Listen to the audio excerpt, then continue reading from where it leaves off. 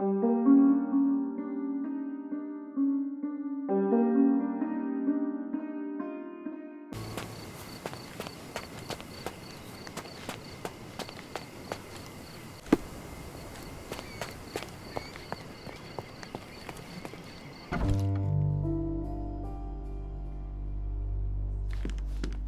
done, Sherry.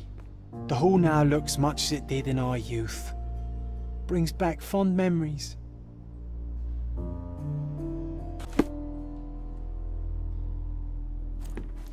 You know, I envy you, Sherry. You can talk to other people and they won't ignore you. And I envy you. You can ignore any person you're bored with. You don't miss out on much. Most men are dull, unlike yourself. Well, I'm flattered.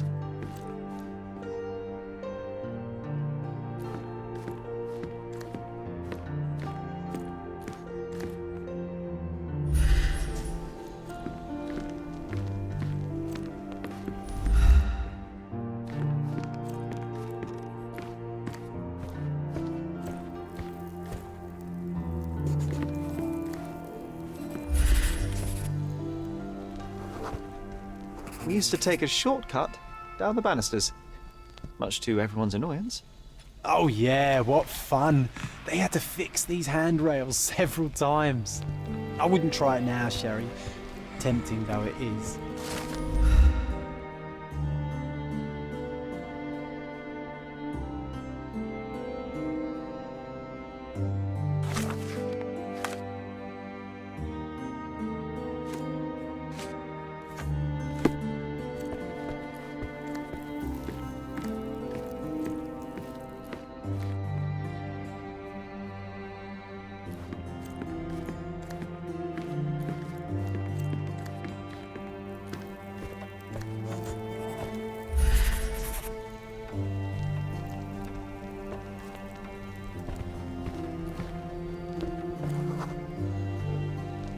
I had a surprise for my mother.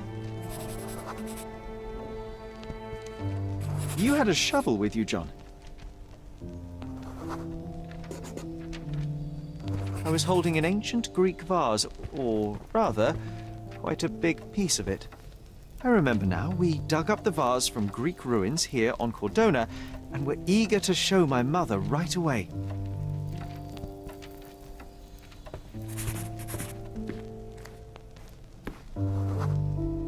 For some reason, the door was closed. We knocked. But nobody answered. We thought that she was busy. So we left the vase and ran downstairs.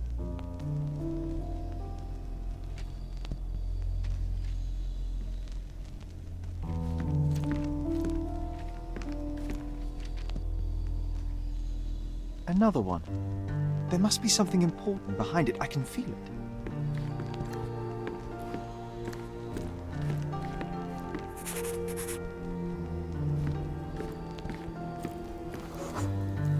I decided to gather some archaeological tools in order to take a closer look at the vase.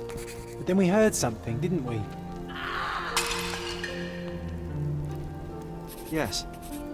It came from upstairs.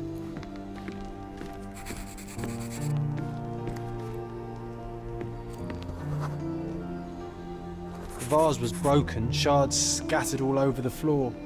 And your mother was standing at the door. Indeed, John. I doubt it was her. Let me concentrate.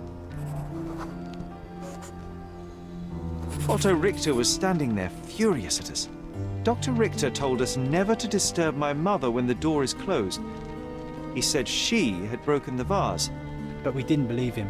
I bet he smashed it.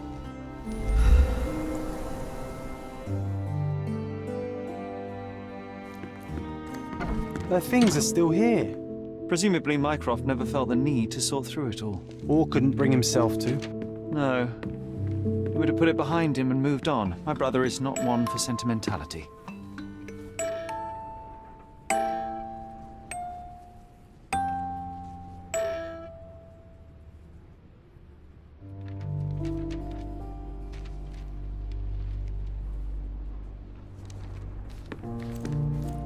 Look what I found. The White King is under attack. Sherry, can you save him and checkmate the opponent in one move?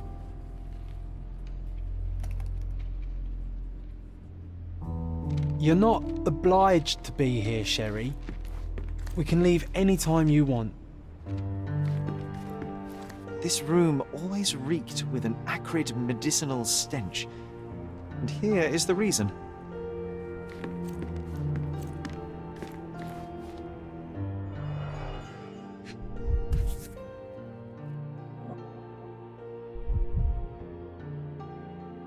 This picture was drawn by my mother.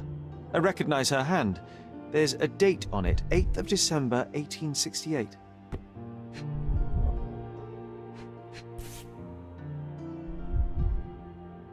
This picture was drawn by my mother. I recognize her hand.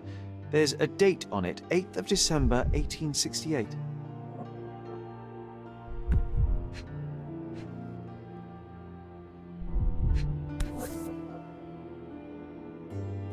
This seems a bit odd. I can recognize my mother's style, but it's far too sloppy. Dated 12th of February, 1869.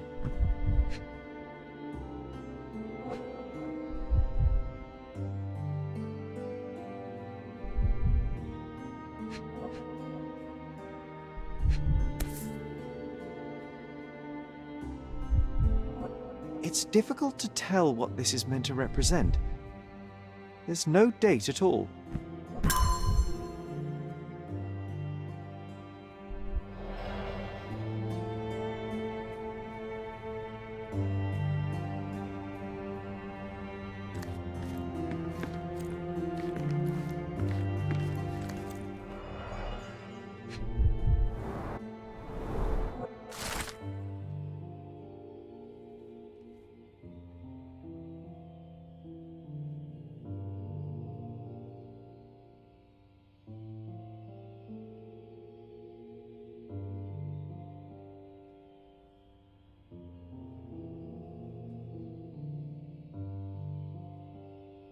It's a strange feeling to read about my father's death in the newspaper. I can't recall anything except the deep feeling of loss. You were too young. It happened before we even met. It's so sad. I'm sorry.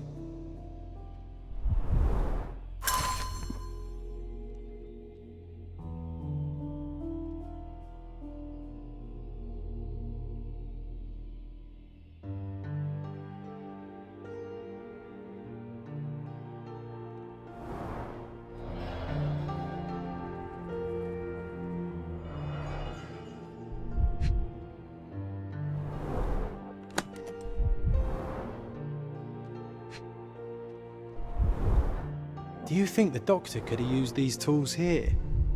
I hope not.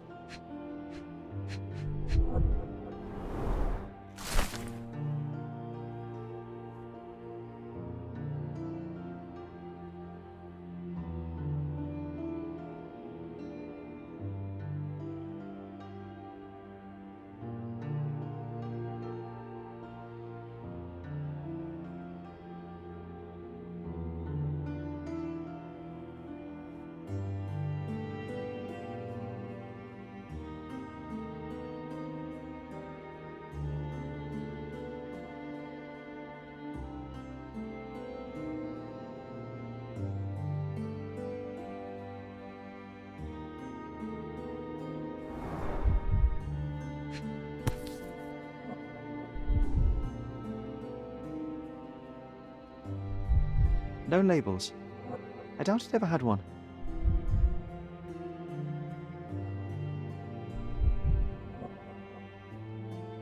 There appear to be residues of the bottle's contents at the bottom.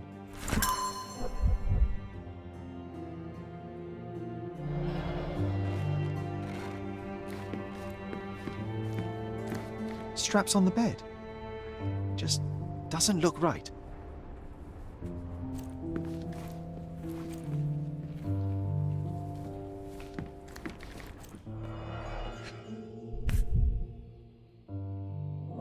Seems this was the most frequently used medication. 1 dram dissolved in a glass of water, administered daily, not to exceed 1 dose in 24 hours, not to be given to children.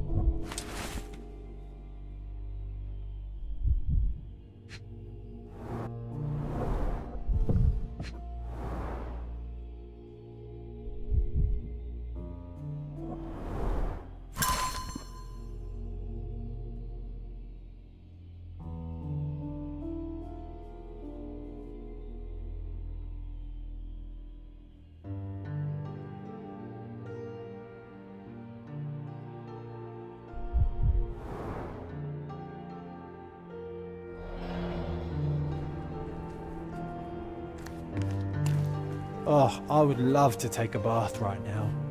Not this one. Surface corrosion suggests it was prone to extreme temperature fluctuations. For medical purposes, I suppose.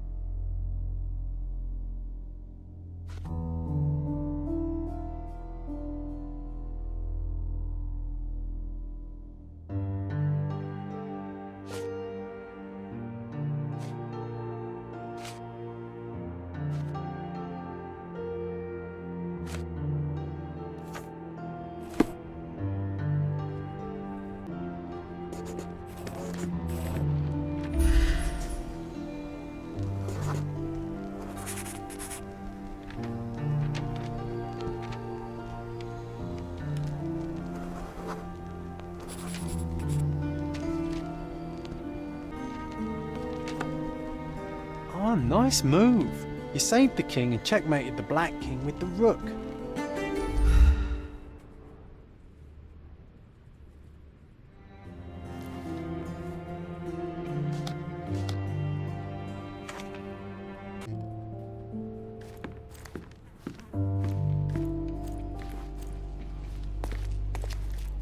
Bars covering the windows from the inside.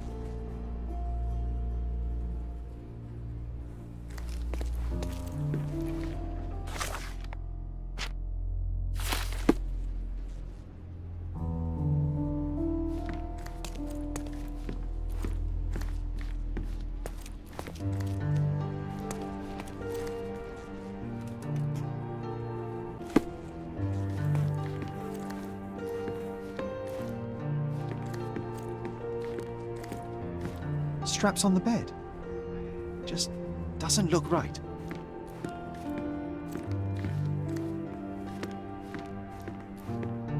This room always reeked with an acrid medicinal stench. And here is the reason. Looks like it was damaged by a blunt object. Oh, it brings back some memories.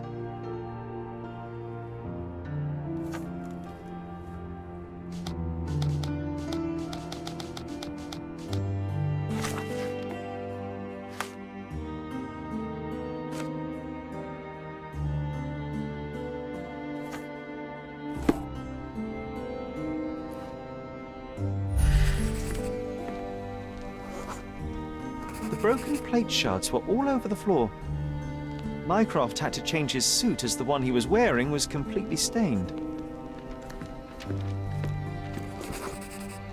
Mother was troubled that morning. Something we did upset her. Dr. Richter tried to calm her down.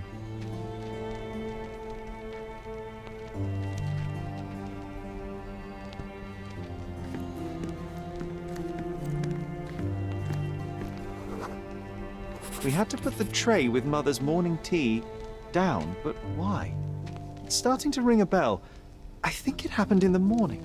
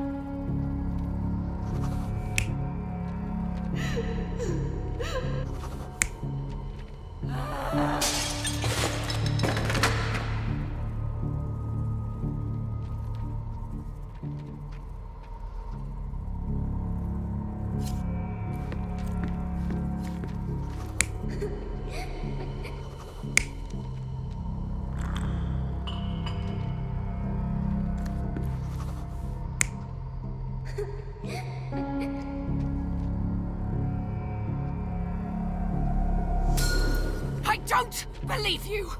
Liars! Get away from me! It's not true! It's not real!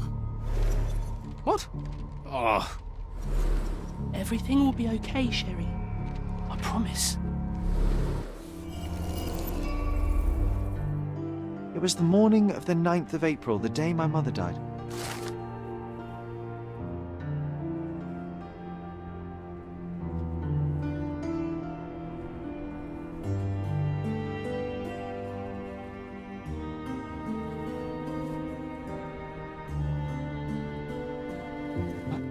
My mother, she was not just ill, but mad. God have mercy. I'm sorry. That explains why you locked the memory away. There must be more, John. That was the morning of her death. I need to know what happened. John! Every time you... I just don't... Please, Sherry, leave it be. Just breathe, John. You know that I cannot leave the last stone unturned. We are so close.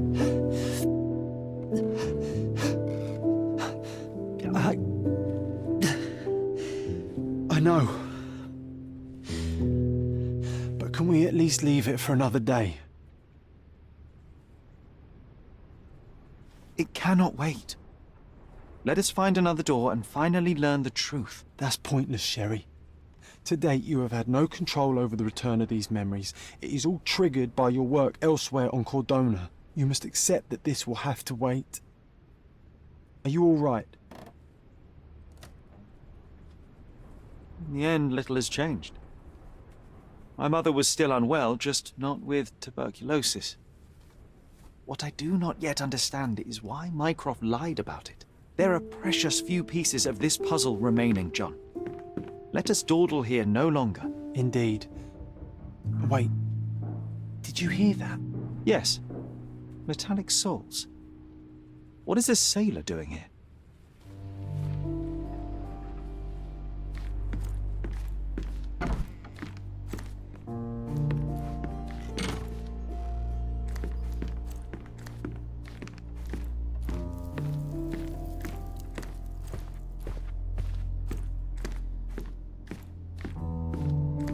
Sherlock Holmes, isn't it? I was looking for you. With whom do I have the pleasure of speaking? You can call me your new game. The rules are simple. I have something for you, but you alone must work out what that is. And that something is my prize, I suppose? You're a fast learner, sir.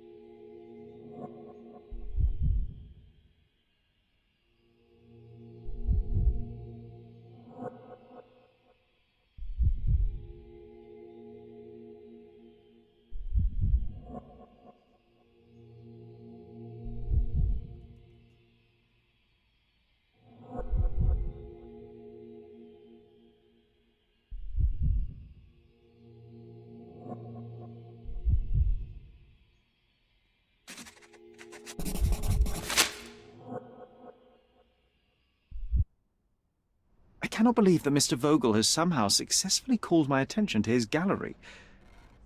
You're here with an invitation to visit it, obviously. My word, you are fast, Mr. Holmes. Could you explain how you came to that conclusion? Of course. Explanations are my favourite part of any conversation. Hands without any sign of regular physical activity, in contradiction to one who would most usually wear such a uniform.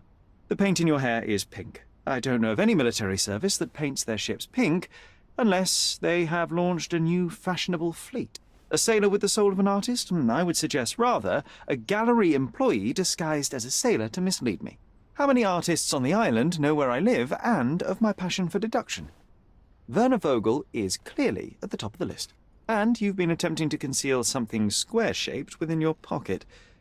An invitation, I suppose. An invitation to Mr. Vogel's gallery. That was remarkable, Mr. Holmes. Mr. Vogel was right about your genius. I think he may have even underestimated you. This is your invitation. Please tell Mr. Vogel that the seed has been planted. He asked me to tell you to do so, if you win this little game. Farewell.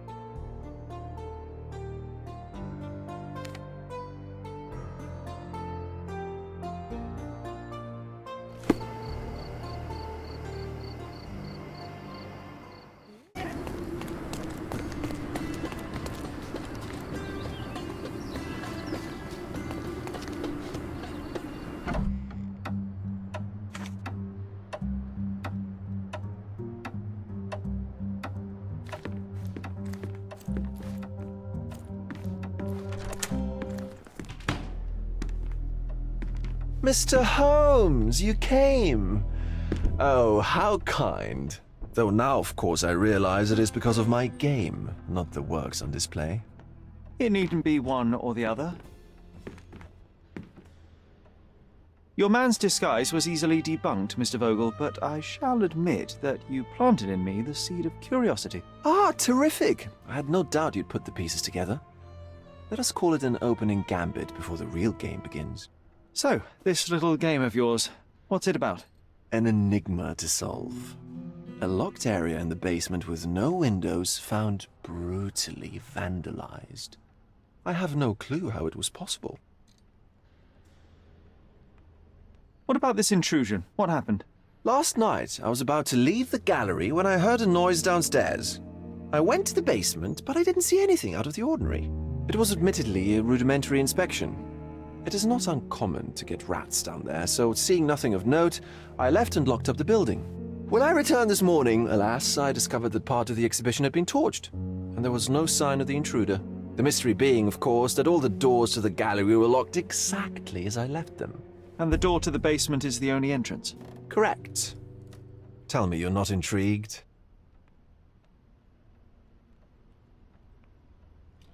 And this locked area downstairs, what exactly was it? The under gallery. It's always shut, and I'm the only one with the key. Ah, so this is your private collection, not part of the gallery. Oh, no. It's an exclusive exhibition of eccentric pieces. Only a select cadre of artists, investors, and collectors are admitted. Not everyone deserves to have their eyes opened. Well, this matter is certainly within my wheelhouse. This intrusion troubles me. Please take a look around if you're willing. The under gallery is through the door at the end. I will see what I see.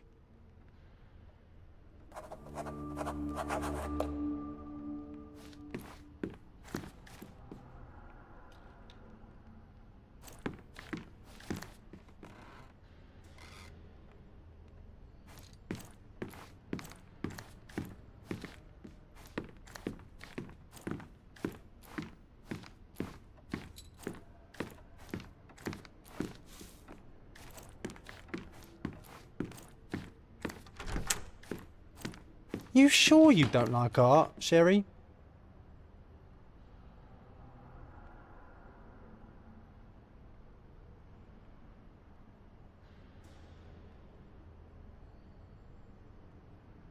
You sure you don't like art, Sherry?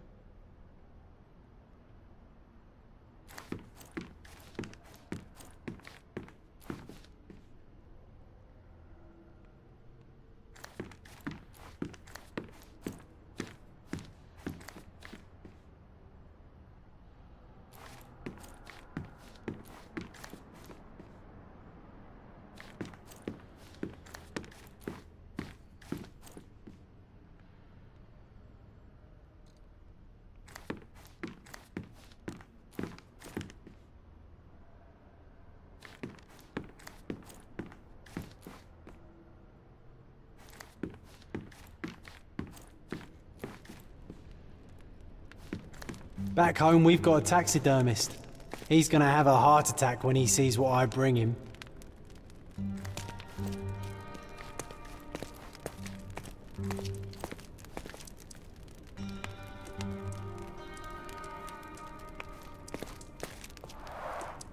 A simplistic attempt at provocation.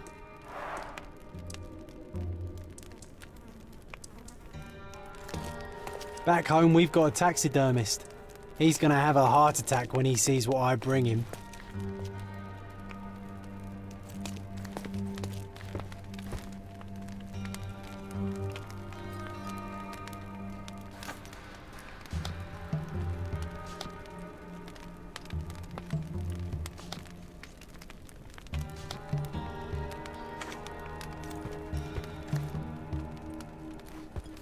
A true artist never shows an unfinished piece. A true artist never shows an unfinished piece.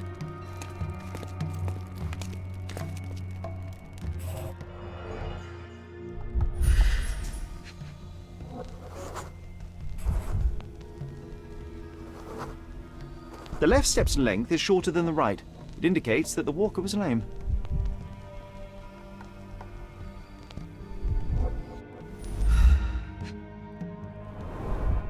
Old and hasn't been used for a long time.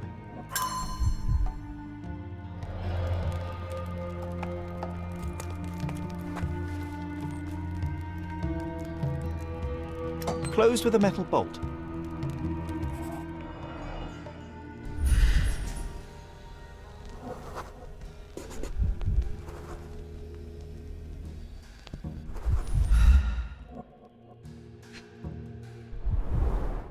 Footprints.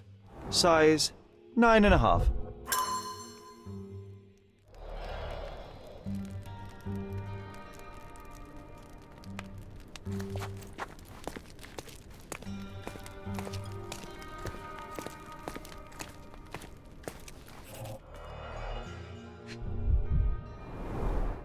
Sherry, how about some company in that dreary chamber of yours?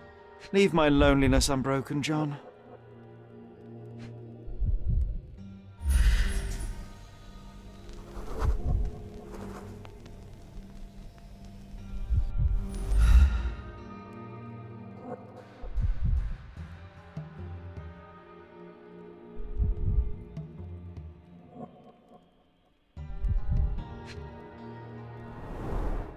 A handprint of the thing from another world. But it looks fresh, and its coal origin ruins the effect of the extra mundane.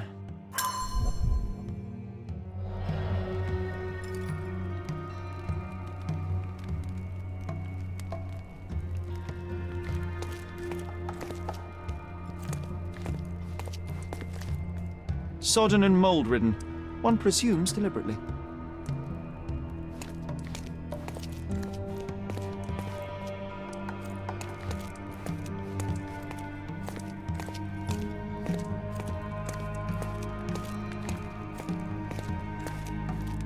The parasites of creativity, or just a reflection of the artist's recreational interests.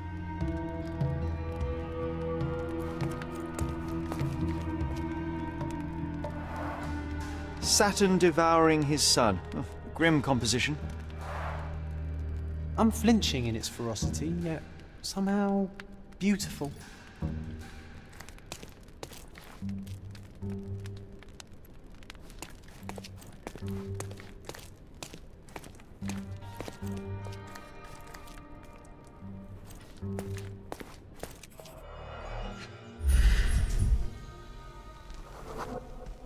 Ugh, sheer vandalism. Only an ignorant person could do such a thing.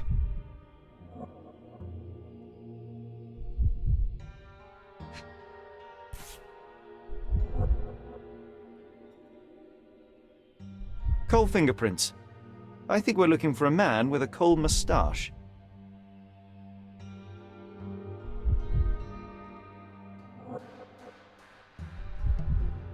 A Maupau butt.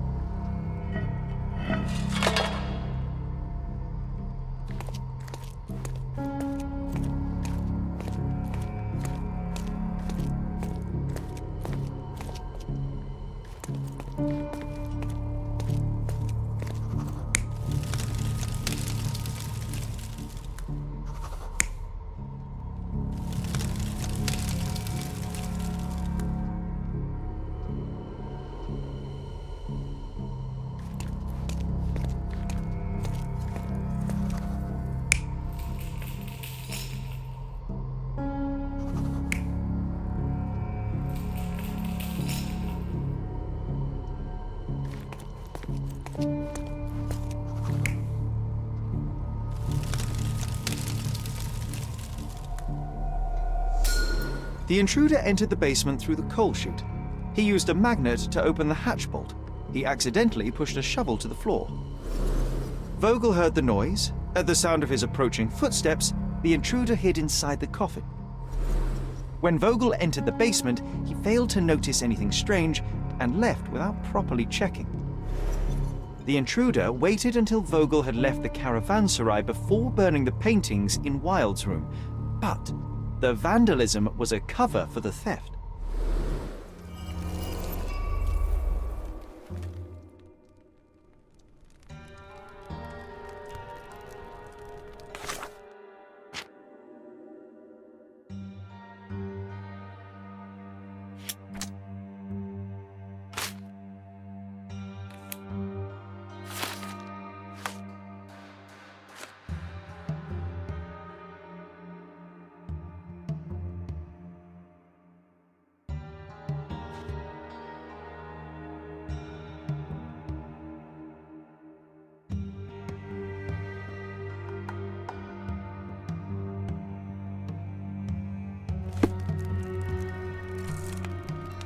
Back home, we've got a taxidermist. He's gonna have a heart attack when he sees what I bring him.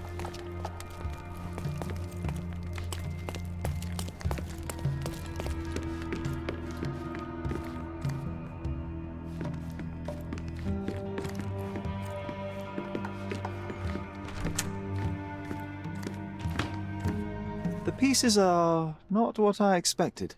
What do you think my collection is about?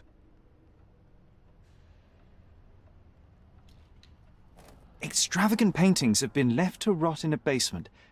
A commentary on decay and the crumbling of society, correct? I don't know. Well, that's absurd. Of course you know. It's your gallery. There is no one answer, no singular truth, but many filtered through the subjective mind. That forgetting, embellishing, lying machine. Besides, what's wrong with a lie if it makes life more interesting? What's wrong with a lie? It corrupts the ability of others to behave freely and rationally. Men never act freely and rationally anyway. It matters not what is or isn't in the end. The only important thing is how you feel. And I simply want to feel and consume as much as I can. Don't you? Feelings are simply one's animal ancestry trying to wrest back control of the brain. I try to avoid the distraction. You try not to feel, even in a place like this? None of it moves you? To be frank, I struggle to maintain even a whit of interest in art. But Mr. Holmes, it is joy incarnate, mankind's greatest achievement. Mankind's highest achievement above all others is objective and rational thought. I see then why you dislike art, for it means whatever you want it to. Or perhaps, Mr. Vogel, I was lying. Aha.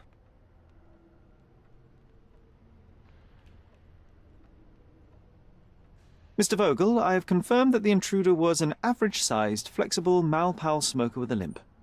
As it happens, the vandalism was a cover. The true intent was to steal a painting without your knowledge. The fact is, one of the pieces from the Wild Room is not in the wreckage. What? That is extraordinary. This thief was familiar with the gallery and he was sporting a limp. Do any of your clients or artists come to mind? My. Your attention to detail is remarkable, Mr. Holmes. I should introduce you to Bosch's works. Alas, I'm afraid I cannot suggest a culprit. The fire was a clever attempt to hide a stolen painting, even if it didn't fool me. I found the remnants of an empty frame in the pile of ashes. The canvas had been removed. Do you know which paintings in the Wild Room may have interested a thief? Were any particularly expensive? Those pieces belong to a well-known artist named Boniface Mercurio.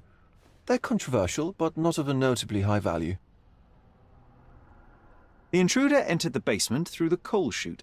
He used a magnet to open the latch and dislodged the shovel while doing so. That's the noise you heard yesterday. When you went downstairs to investigate, he hid in the coffin. It seems I should have checked the space more thoroughly. There's something more, is there not? I can see it in your eyes. Indeed. There is another intriguing angle. I recently received an anonymous offer for one of Mercurio's works. The sum was more than fair, and indeed could have saved Mercurio from his artistic poverty. But he declined it. Was it a performative whim?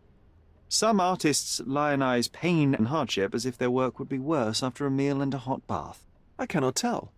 But not only did he refuse the deal, he insisted on displaying the painting in the public space.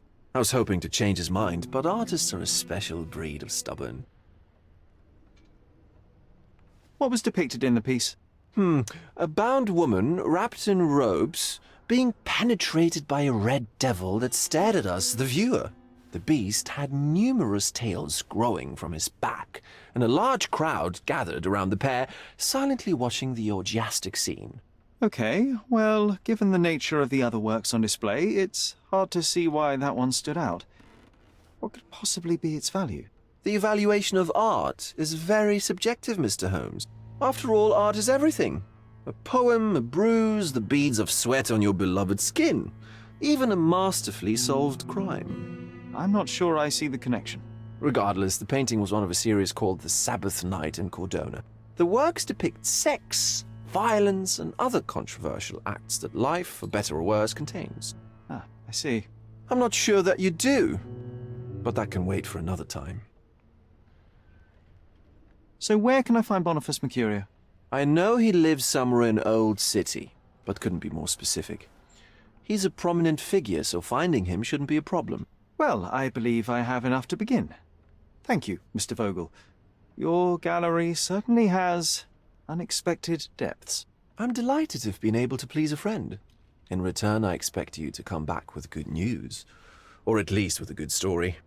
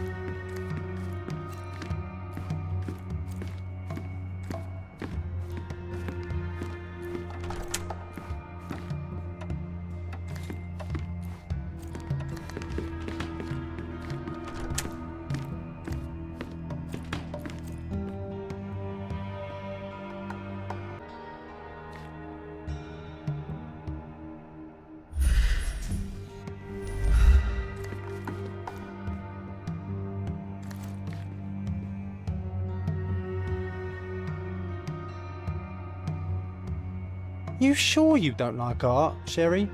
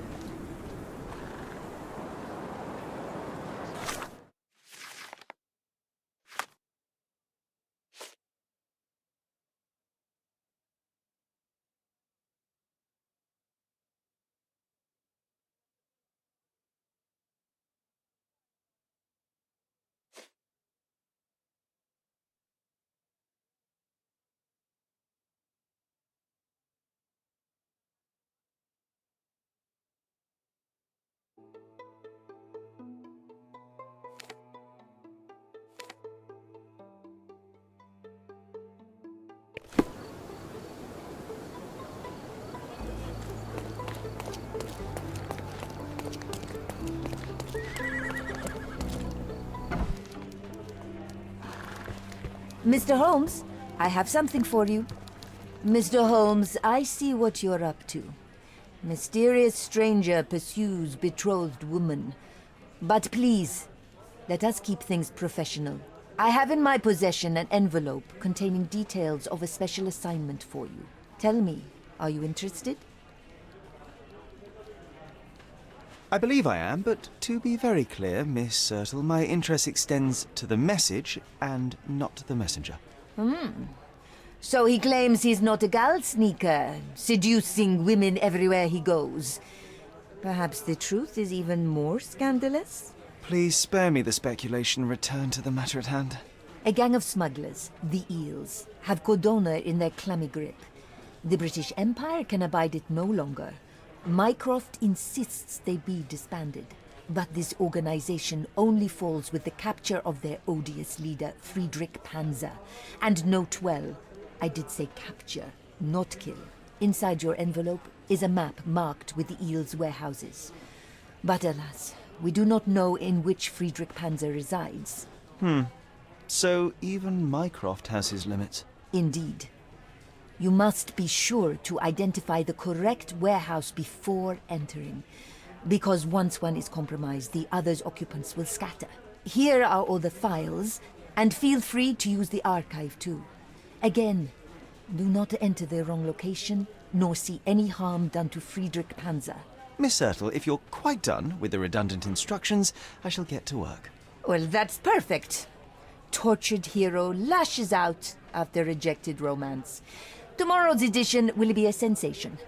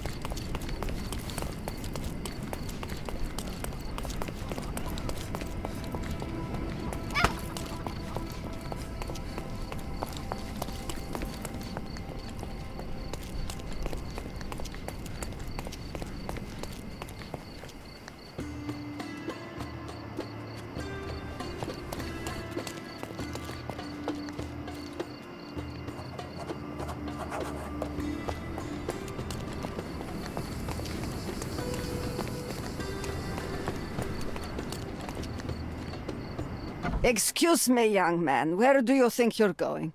Greetings, ma'am. I'm looking for the... I don't care who you're looking for. You shall not pass. No visitors allowed. I wish to buy a painting from Mr. Boniface Mercurio. Is he at home? Dearie, tell me, because old age has made me blind. Did someone write Information Bureau on my forehead? Because I'm not here to answer your questions. Entry is for residents only.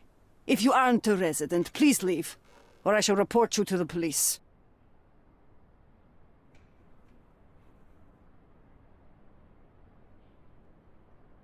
No visitors allowed.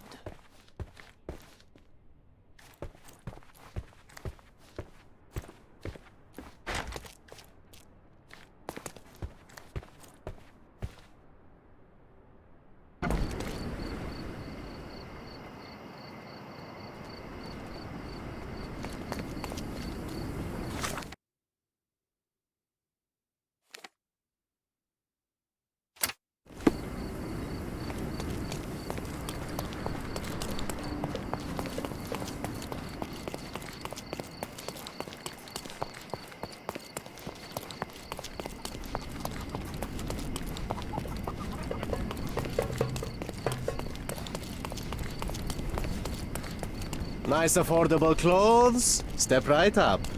Let's pick something that suits you.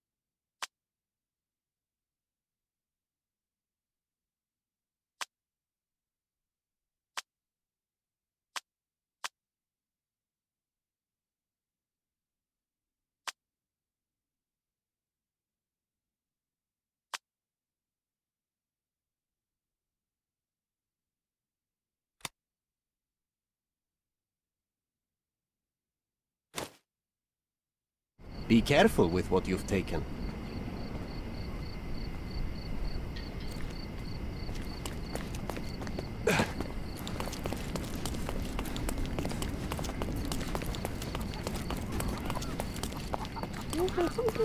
Merhaba.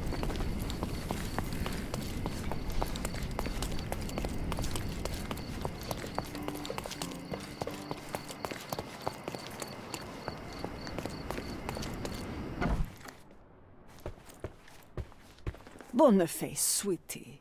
Is that you? Ah, old age does terrible things to one's sight. I didn't recognize you at first. How are you, Mum? I'm ashamed to admit that I've lost my key. Do you have a spare? For heaven's sake! How many times will you lose that key of yours? Of course I have a spare. You artists all live in your own little world. Please, accept my thanks. I would rather accept your rent. You promised to pay me several weeks ago, and I'm still waiting. I will pay you, I promise, very soon. You'd better do, my dear. Or else I'll just change the lock. And I won't fall for those cow eyes.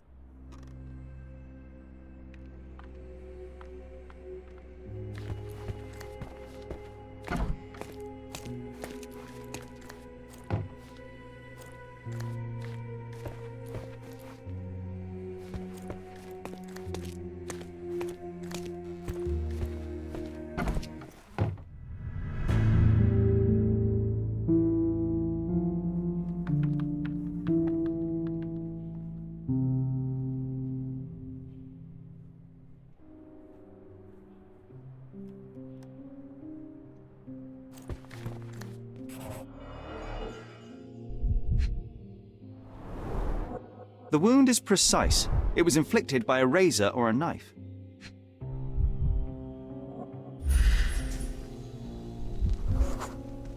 Judging by post-mortem rigidity, the body lay here for 1 or 2 days.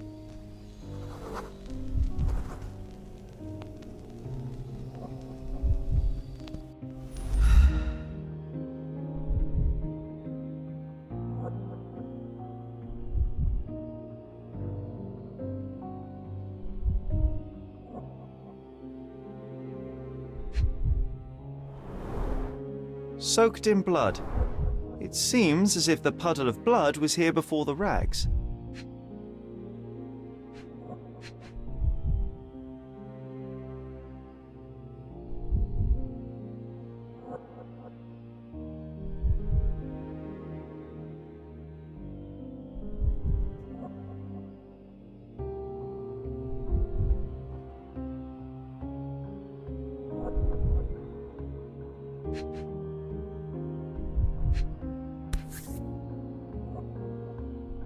Could be the murder weapon.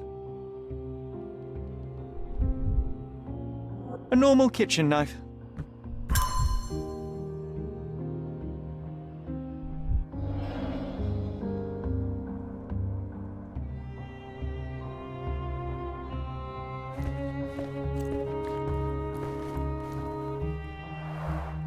Red skin, tails on the back, reminds me of Werder's description of the stolen painting.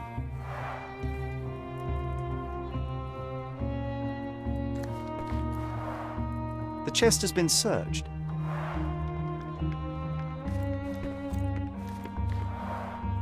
Aunt May whiskey, brandy bucks. Quite a collection he had here.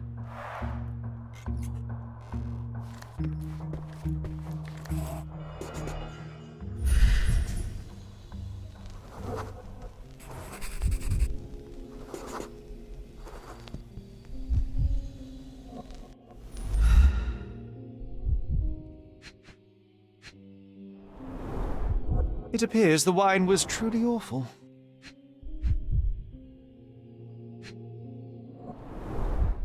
Despite the overall tendency towards mess, you cannot sit with the drawer pulled out like this. Someone left it after searching.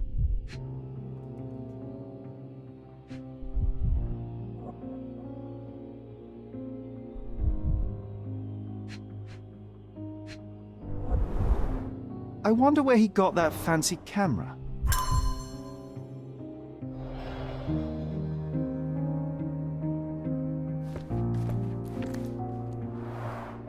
The blood has dried. I've heard of this style of painting. It is called Expressionism.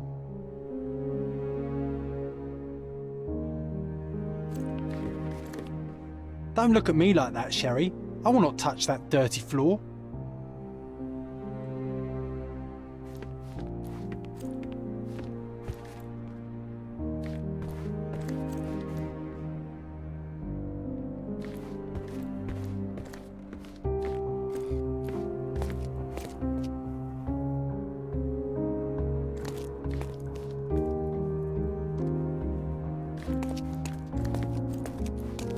The photograph was not pulled out in time. Such a waste of material.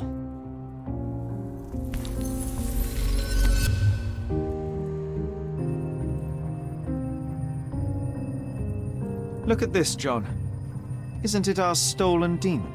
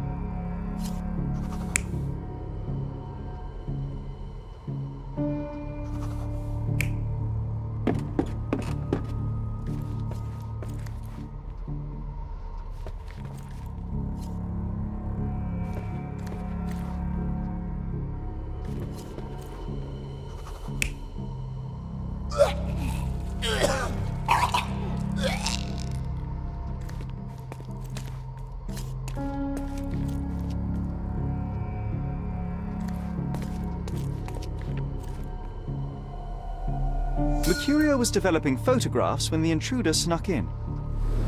Mercurio heard him coming. While the thief was searching the chest, the painter ran towards him with a bottle in his hand. He smashed it across the thief's head. The intruder had no choice but to defend himself, and the weapon of opportunity happened to be a kitchen knife. Mercurio stepped aside to grab the painting, but the wine-blinded thief attacked Mercurio's throat. When the thief came to his senses, he saw Mercurio bleeding on the floor. He grabbed the rags and tried to bandage him, but it was too late. Why did Mercurio attempt to snatch the painting in the middle of a fight? To strike the intruder? Not with his painting, it was too important to him.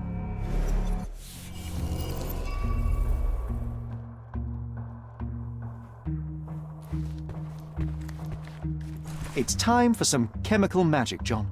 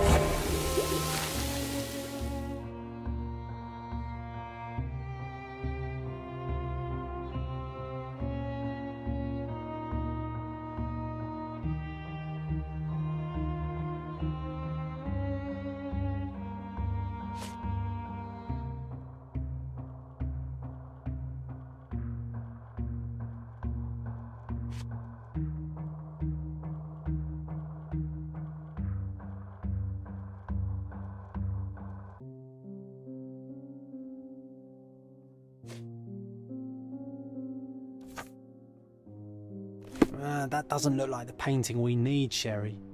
As expected, but that doesn't mean it won't tell us anything. Let's put it on the easel where it belongs.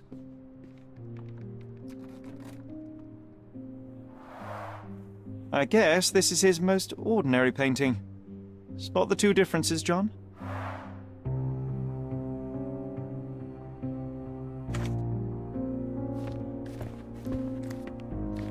If the intruder didn't take it, the skull should be somewhere here.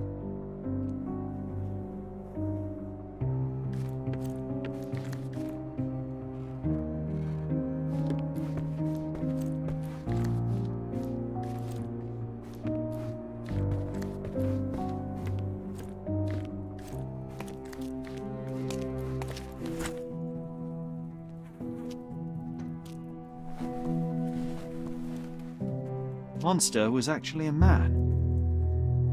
Poor girl. John, you ought to be thrilled. We are now hunting the devil himself. What were you saying, Sherry? I was too busy sketching the scene, you know, crimes and such like, daily routine. Did you find something? A photograph. It depicts a man in a red suit with tails sprouting from his back and multiple people in masks watching the scene. It all adds up. But the act of love, it wasn't given willingly, John. It was a violation. And the girl, she was with child. Give that to me now. Did you recognize someone? No. Although the victim is not from Cordona, she is African. Look at the ritual scars on her face. Get that image out of your brain. You have to continue the investigation. I must speak to the landlady. Perhaps she saw or heard something. Sherry, you cannot tell her the truth about Mercurio. It will hurt her. John, that's illogical. Sooner or later, she will come here and discover a corpse, and I still need to talk to her. Just avoid mentioning corpse, all right? Stick to the character, tell her to call the police. I'll take that into account. And wait here. I've redrawn the people in the photograph. Now you can proceed with your investigation without those horrific details.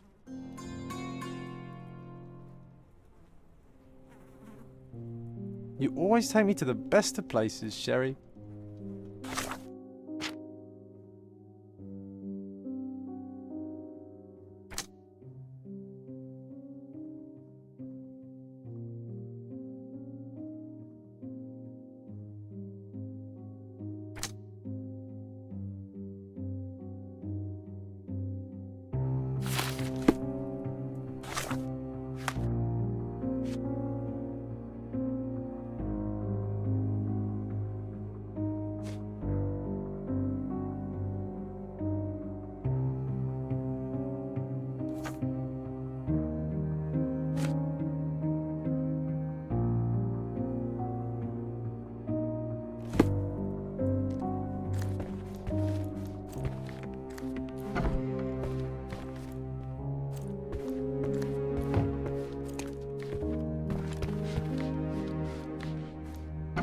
What's wrong, dear? You look like you've seen a ghost.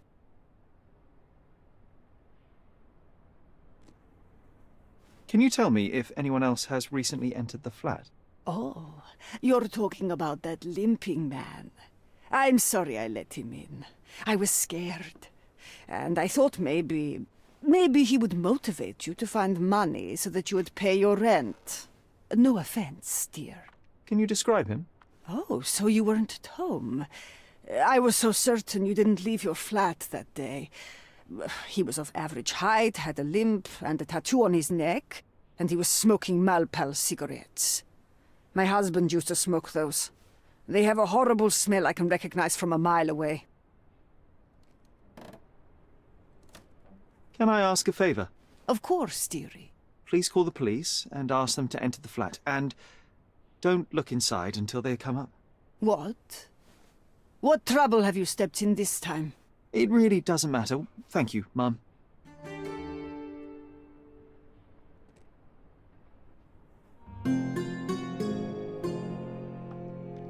You're acting so strange today, dear. I hope someday you'll let me inside that head of yours.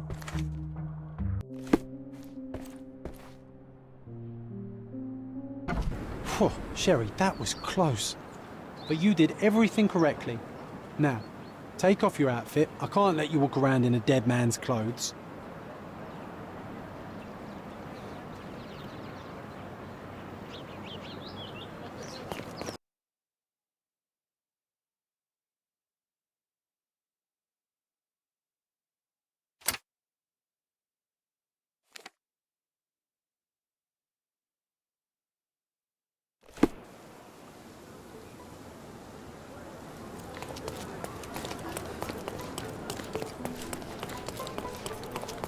What's up?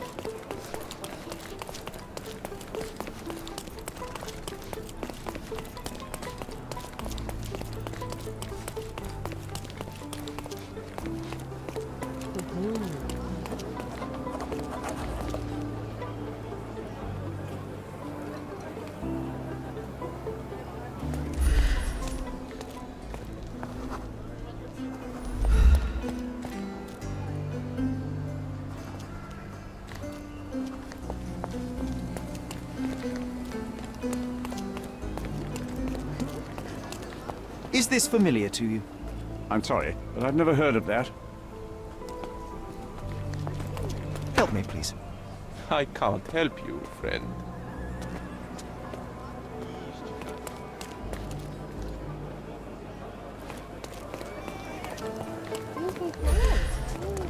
Is this familiar to you? Yes, sir. It'll be an honor to help you.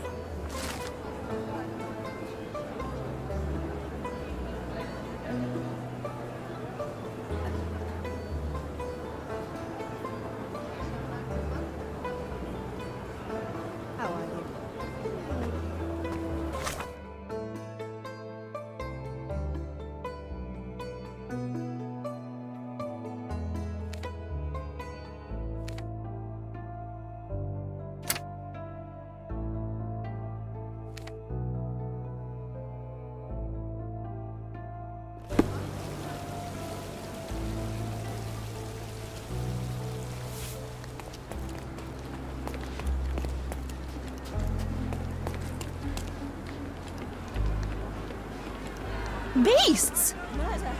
Beasts!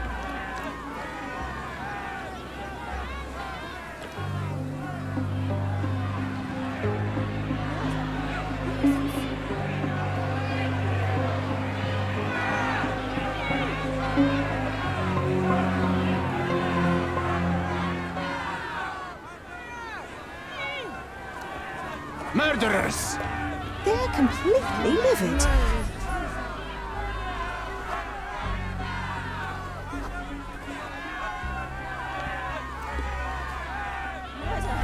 Beasts!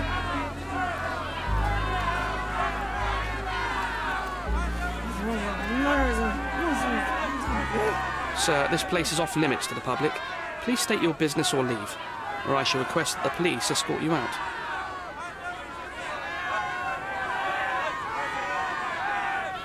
My name is Sherlock Holmes. I'm from City Hall. They sent me to oversee the situation. No, you're not.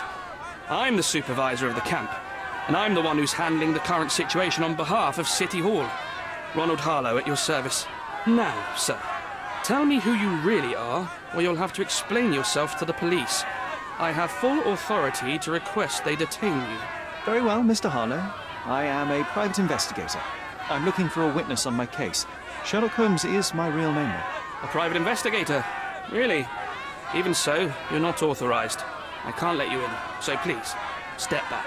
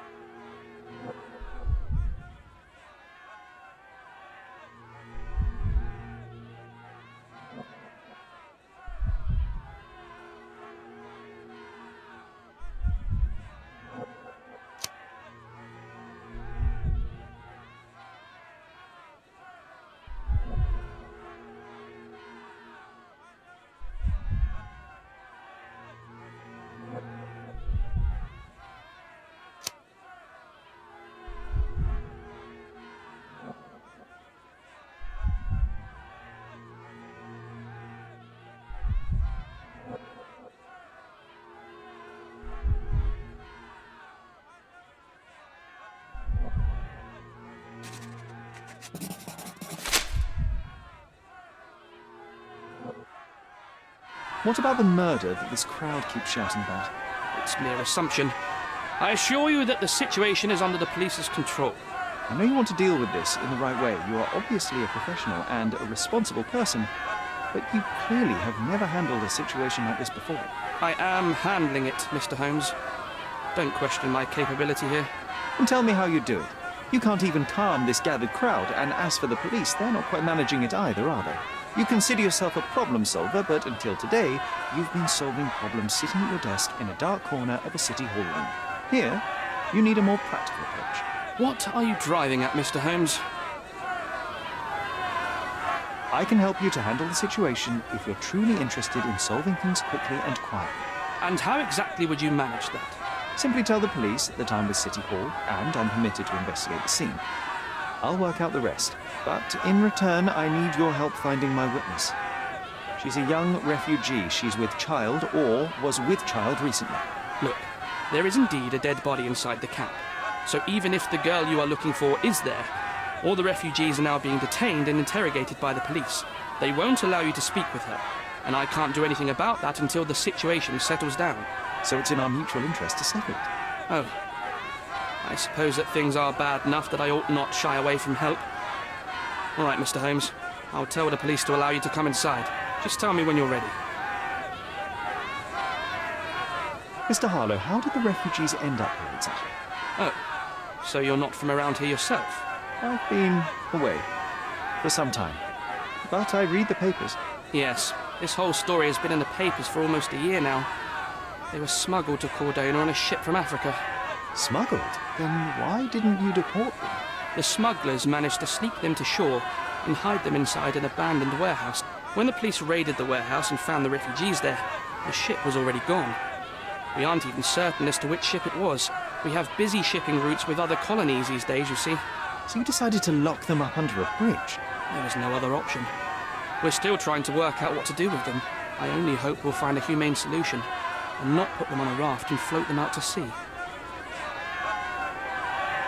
Mr. Harlow, what exactly do you do here? What are your responsibilities? What I do and what I am responsible for are two different realities, Mr. Holmes. On paper, I am in charge of the camp territory, security, provision, and the refugees in general. What I actually do most of the time is knock on every City Hall door trying to obtain some funding, or at least rations for the camp. The police here on City Hall's behalf too? They are, minus those who came here after the body was found.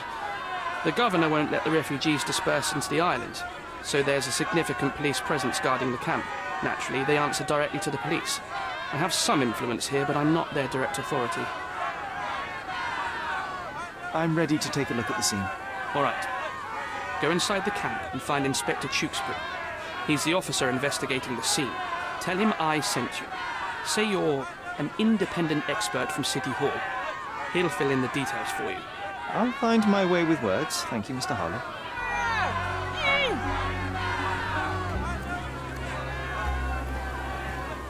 So they keep these refugees under a bridge like proverbial trolls. No wonder the people outside are so disturbed.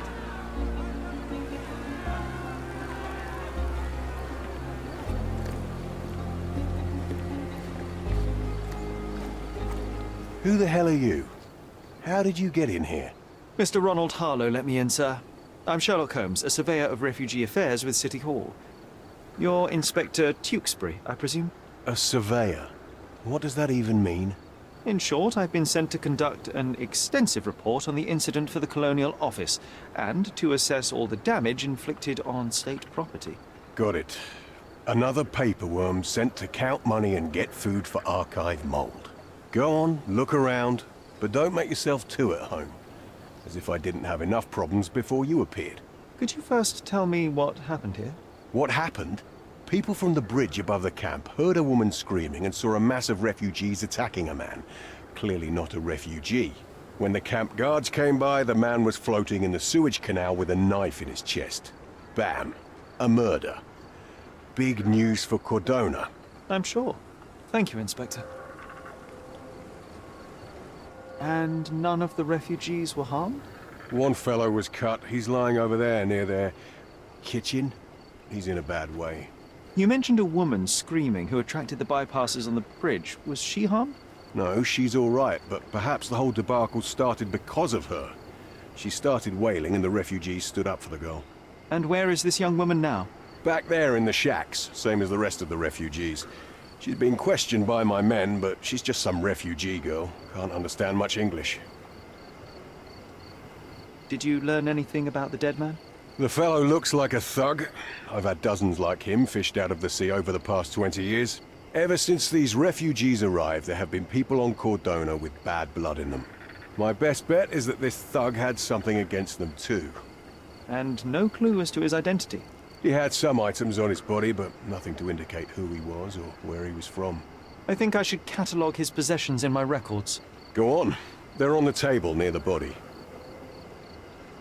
Do you have any suspects yet? You're joking, right? I've got a whole camp full of suspects. And if you ask me, this bloke had it coming. Better bury him and forget about the whole thing. And now there's a crowd gathered at the camp, and my superiors say we must thoroughly interrogate the refugees. At least those who can understand any English. Do you believe that your superiors wish to get rid of the refugees? I think that both our superiors would rather keep the story quiet. Since that's an unaffordable luxury now, they're looking how to protect their public image. That's why I have to waste my time waiting for my people to turn every stone and befriend every refugee.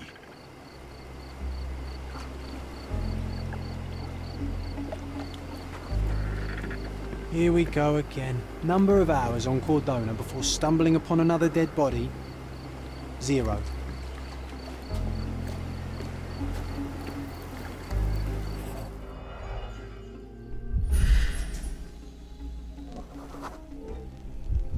Police boots. Always happy to trample evidence.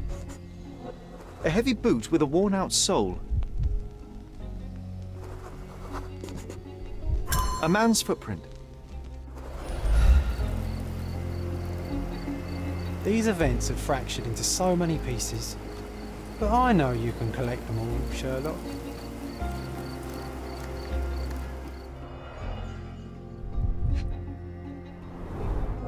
Malpal, soaked with salt water. £1,000. A fair sum, especially considering British currency isn't very common in Cordona. A simple leather sheath. Perfect for a dirk.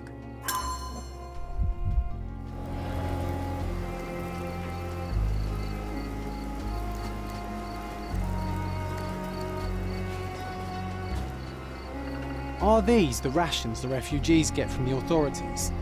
How do people even survive out here?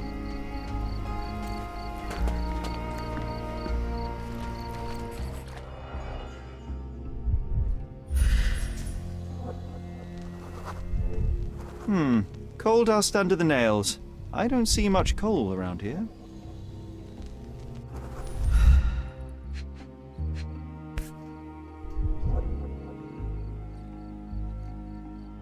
A steel dirk, sharp.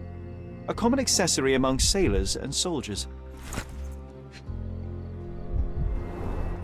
I'd say the blade penetrated upward, however the wound is too messy to be certain. An interesting tattoo. Does it mean something?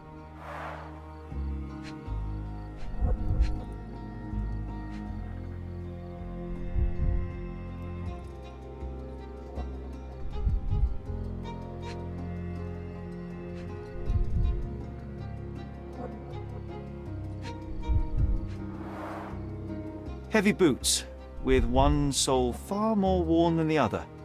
This man was limping John. A violent death. This man, limping. Coal dust. I think we're onto something here, John.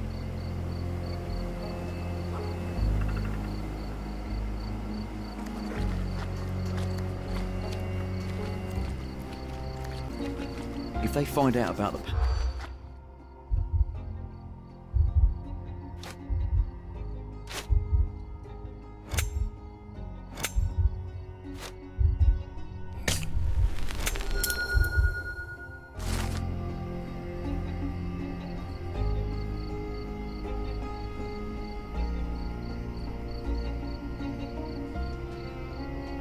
Nobody will know anything if you keep your bloody mouth shut. The coppers smell fishy here, Sherry. Perhaps we...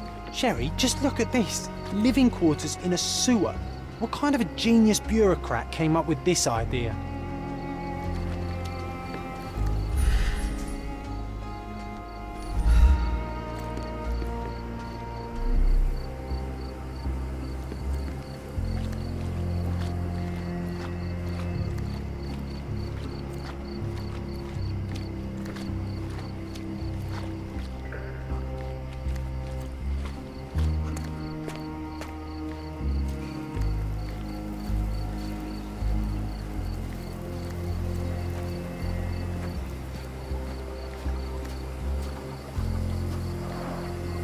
Carnelian agate beads, a traditional African adornment.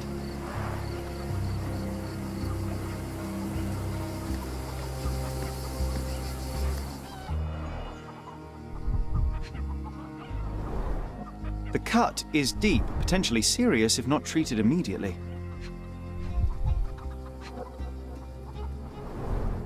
He is in shock, feverish and dehydrated. Sherry, you know first aid. Surely you have a duty to help this man. You can't leave him to certain death.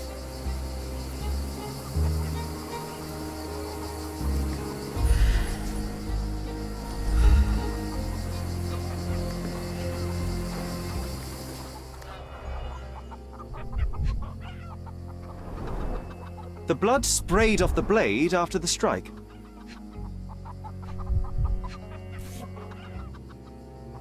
No hint of blood or impact.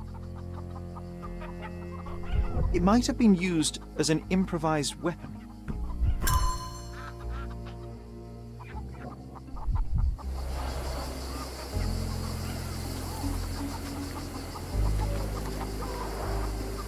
Someone was dragged against their will.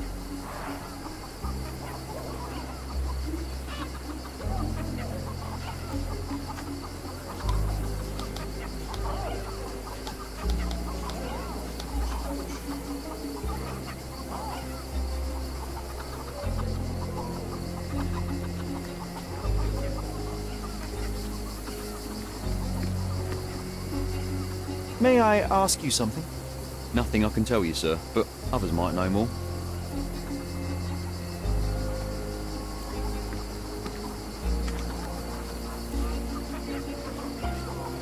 The refugees have been detained and will not leave until all the circumstances are clarified. Back off. Back off.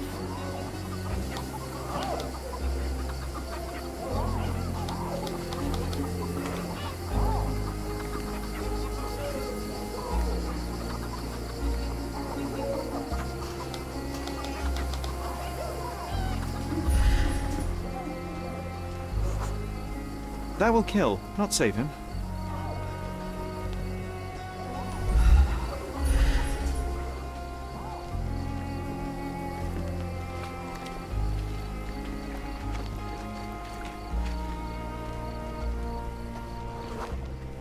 It won't do any good.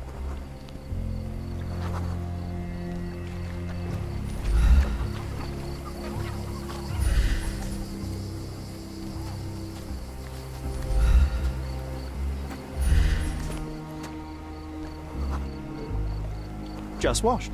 Better than nothing to bandage the wound.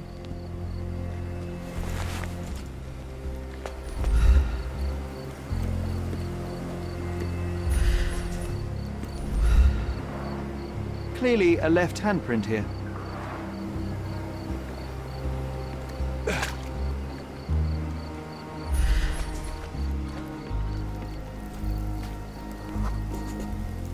I'll use it to create a solution.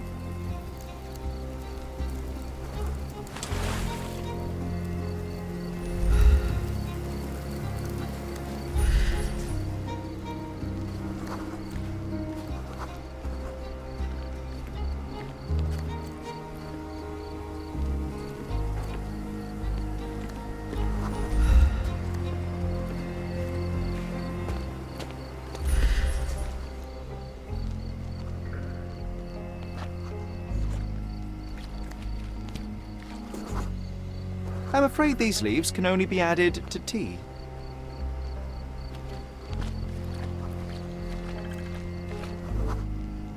I can use this to stop the infection from spreading.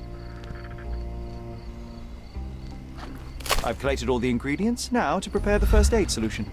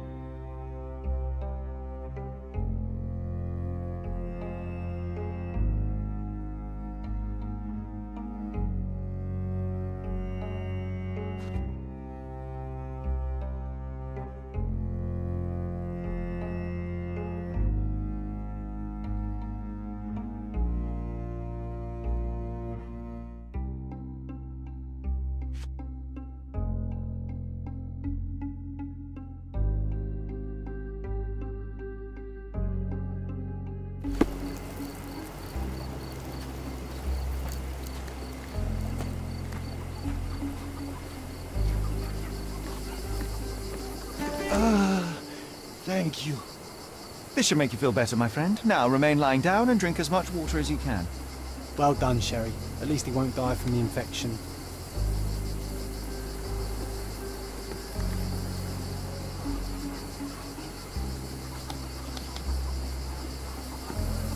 May I ask for your assistance? A solid question, sir, but I don't have the answer.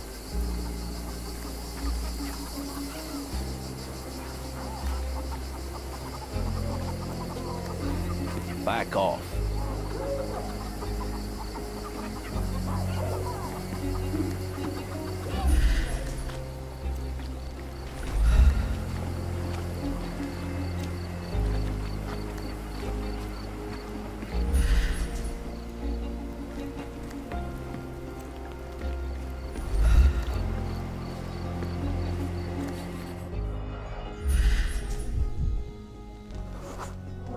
A furrow in the ground.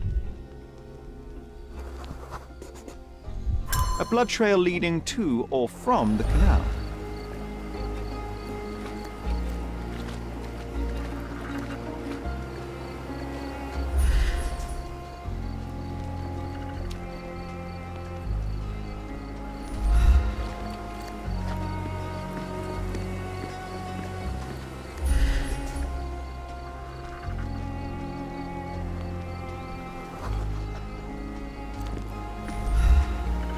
You still here?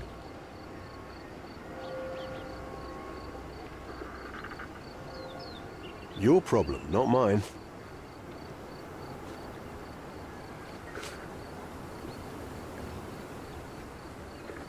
Don't bother someone else with this, son.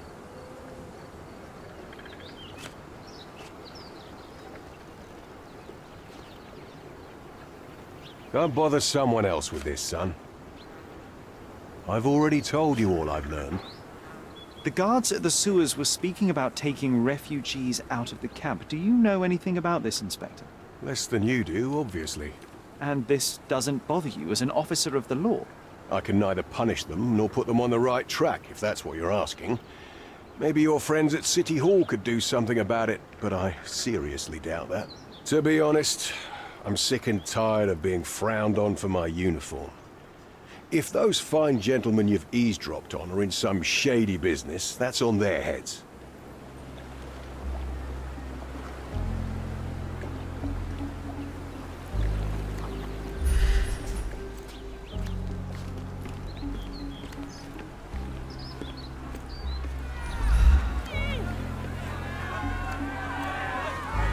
I hope I'm not making a grave mistake in trusting you, Mr. Holmes.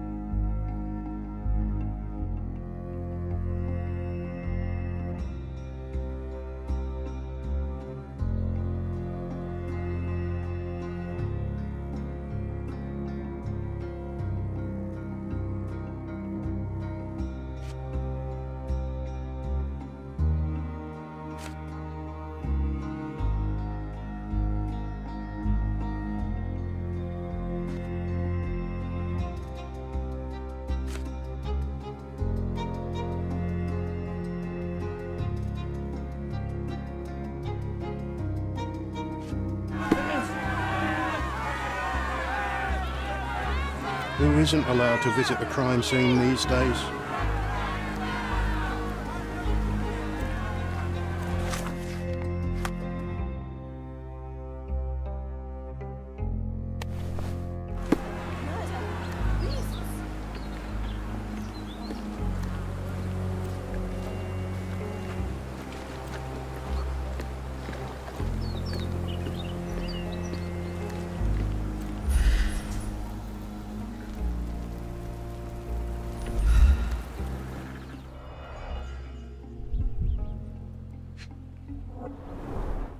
Someone bled profusely here.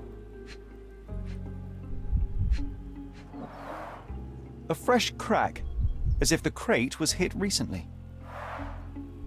You know what? I'd like to understand. What? How did our dead man end up inside the camp in the first place?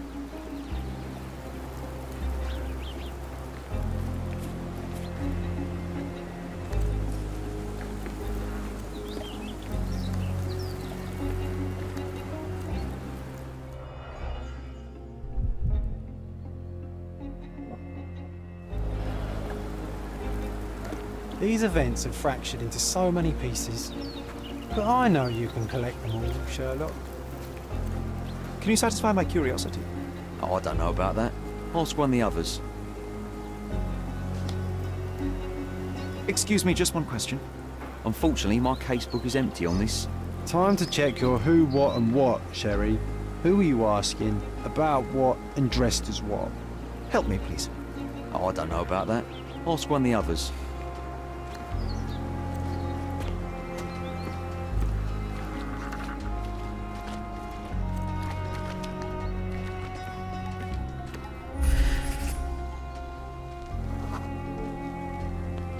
Sealed shut. I doubt our man could get through these grates.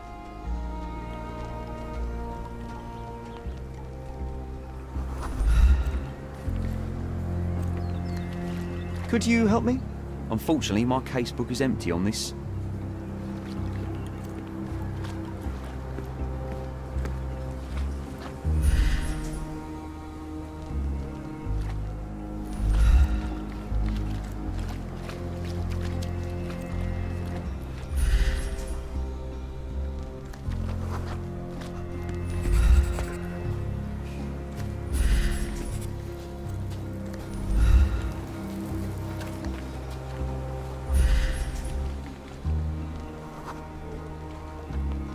It's unlikely anyone could get in or out of the camp by water without alerting the police guards.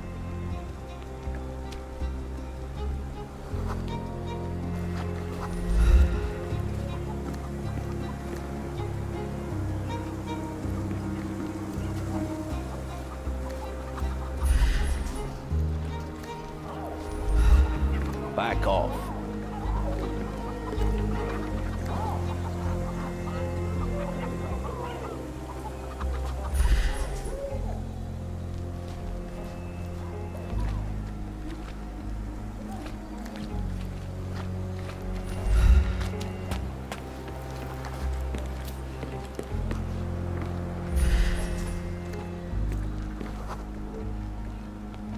No, it's too short for these walls or cliffs.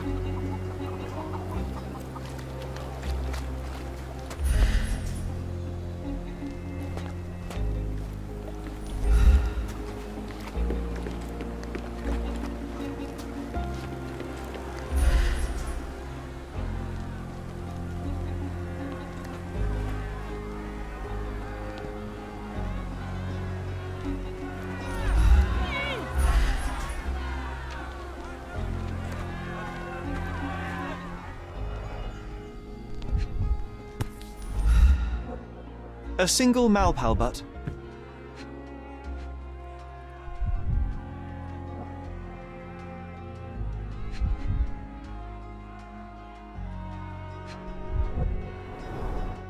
Roadman cigarettes. A brand highly regarded by law enforcement officers.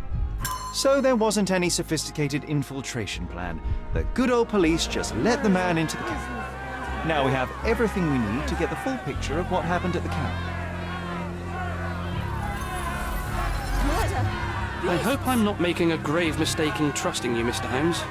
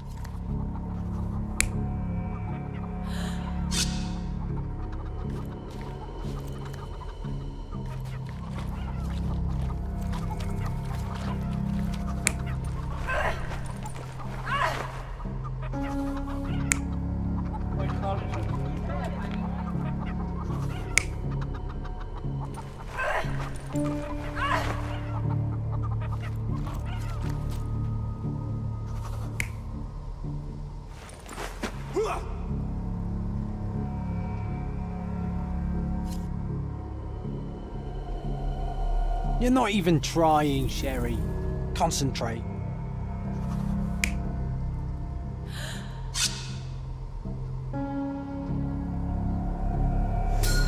So, we have a thug who came to take a refugee woman with him. She resisted, but he dragged her by force. One of the refugees stood in his way, armed with a stick, yet he could do nothing against a cutthroat with a blade. The man didn't anticipate that the other refugees would intervene and stand against him. In the confusion, the woman managed to break free. The thug took fright and fled. He was stopped by the falling crates. He stumbled and fell, piercing his chest with his own blade. However, the wound didn't cause instant death. He managed to stand, but still bleeding, he lost his balance on the bridge and fell. Before all of this, the man had freely entered the camp through the main entrance. The police admitted him after they had a short smoke together. You live by the sword, you die by the sword. In our man's case, it's the same sword.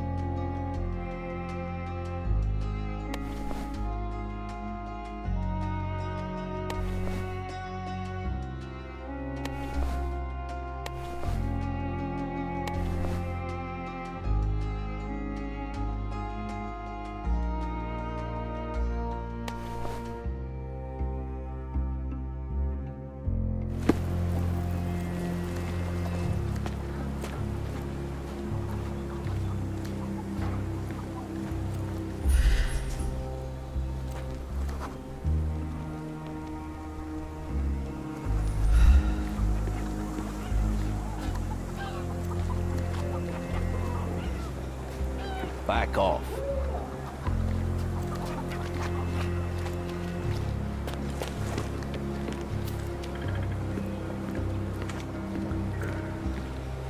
Mr. Harlow, your refugees didn't murder anyone. What? Pray tell me what you've learned. All right, listen carefully. This might solve one problem for you, but will create a few more. Oh, well, that's a great start. The man came to the camp intending to kidnap one of your refugees, a woman. What he didn't expect was that the refugees would stand up to protect the woman. A brawl had broken out. In the chaos of it, the man stumbled over those crates and fell on his own blade. How do you know he fell on his own blade? The wound in his chest was inflicted from an unusual angle. It was not an offensive stab, shall we say. The refugees didn't touch him. And judging by the blood at the scene, the intruder managed to raise himself but was unable to walk very far. He ultimately fell into the canal. But how did he sneak into the camp? Why didn't the police see him? And this is where your new problems emerge, Mr. Harlow. What do you mean? You're not a dull-witted man. You know what I mean. There is no feasible way to get into the camp without the police guards knowing of it. The pile of mess I had to sort out has just become bigger, but somehow that doesn't surprise me. Anyway, I thank you for your help, Mr. Holmes. I'll take it from here. Meanwhile, I'll make sure the police aren't detaining the refugees any longer. You can go back in and look for your witness. You think one small clock can make any difference in this place? Who knows, John? Just one ill-fitting cog could make the whole machine crumble.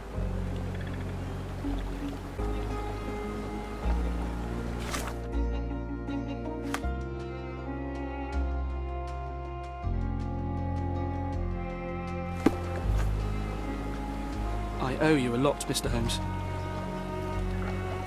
You're disturbing a hornet's nest here, son.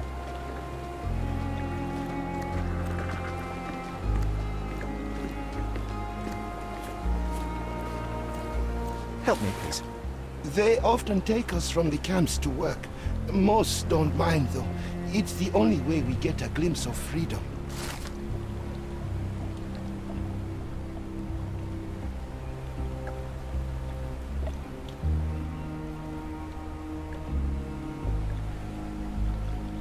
So there's a smuggling ring in the camp. This wasn't the first time that someone freely entered the camp to take a refugee out. At least it was certainly his last time. My gut tells me that we'll learn more about this ring when we find out where the thug came from.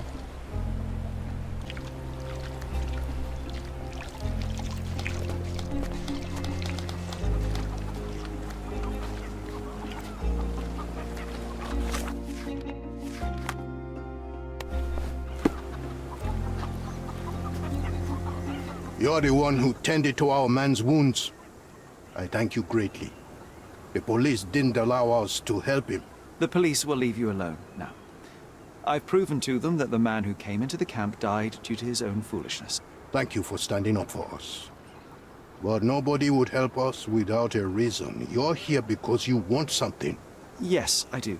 I need to speak with the girl drawn here. The dead man came for her too. He wanted to take the girl away, but we won't allow her to be hurt again. What do you want from Nayla? Nayla. She was hurt some time ago. I'm here to find the people who did this and bring them to justice. And to find them, I need Nayla's help. Will you let me speak to her? Justice. There's no justice on this land. But you helped us, so maybe your words are not empty. You can speak to Nayla, if she wants it. But I will be watching you. Hello, Nayla?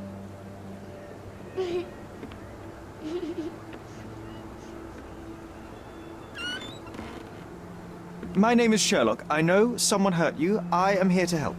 I'm trying to find the people involved and bring them to justice. Please.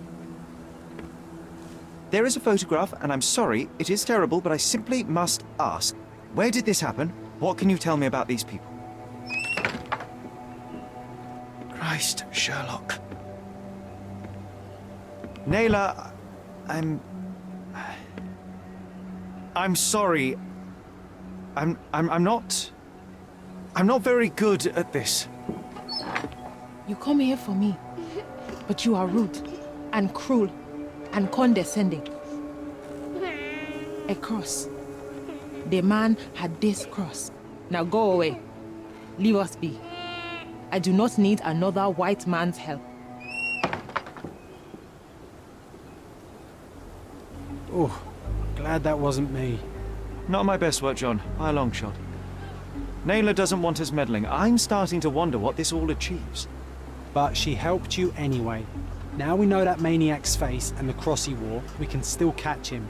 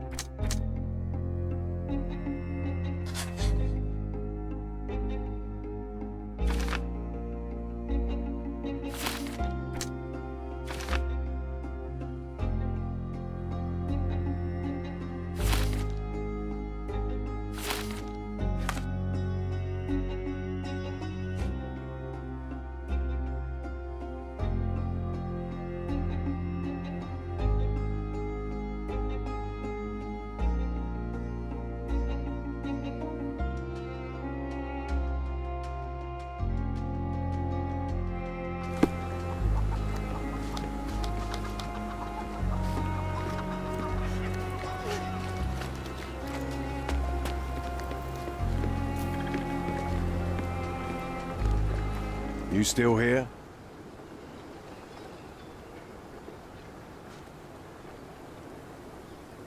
The intruder has a most peculiar tattoo on his neck, 2 lines and a point. Do you know anything about it? You really want to know, kid? Why? You want to play a policeman or something? I'm sure you have it in your records, so it won't hurt if I have it in mine. In my records, it's just a tattoo, as it should be in yours. Ah, to hell with you. Suit yourself as to what you're going to do with it. Off the record, though, such tattoos are often connected to a man named Mr. Niccolo Bernadotti. Bernadotti, you say? A respectable businessman in Scalario. His company imports goods and wines, and smuggles everything that can be smuggled between the colonies and the mainland. His people can be identified by an obscure tattoo, just like the one over there our friend has. But these are all merely rumors, you see. If Mr. Bernadotti was a criminal, he'd be in prison now. Or hanged, right? I owe you a lot, Mr. Holmes.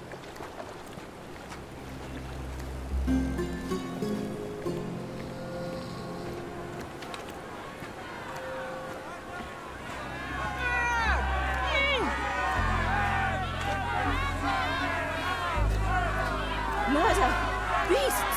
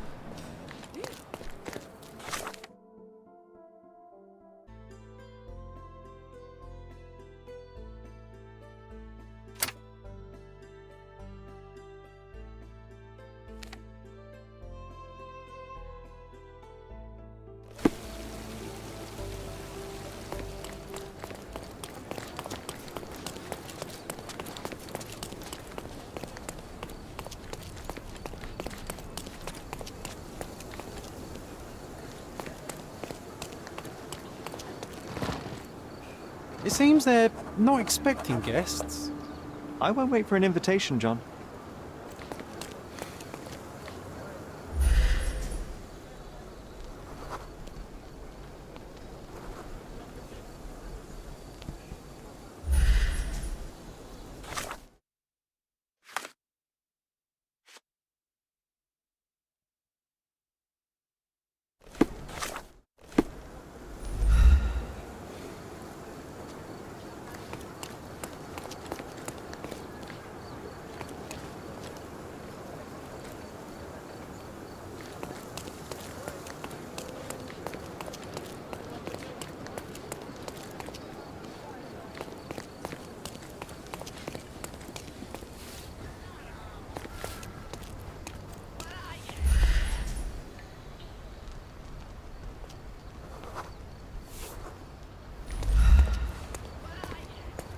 These workers don't look like your average Cordona folk. They're refugees from the camp.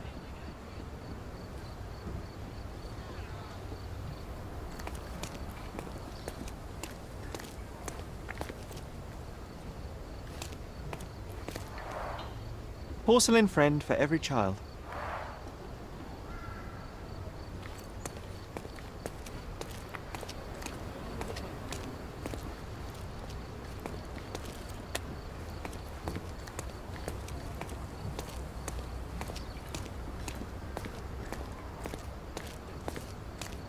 Shipped from Cape Town. The wine route from colony to colonies.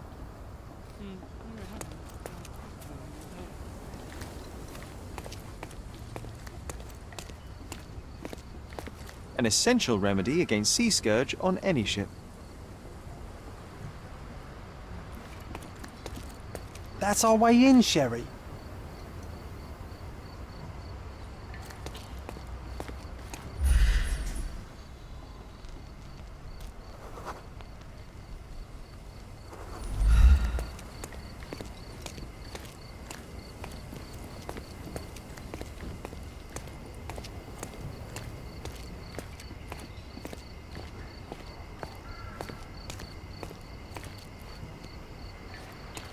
Hey, yo. This is private property. You lost something. I'm here to discuss business with Mr. Bernadotti. I tried the front door, but... Mr. Bernadotti isn't seeing anyone. You have 3 seconds to walk away or you'll never walk again. Capito? It's in Mr. Bernadotti's best interest to... 1. Listen, the man Bernadotti sent to... 2. I did try to resolve this peacefully.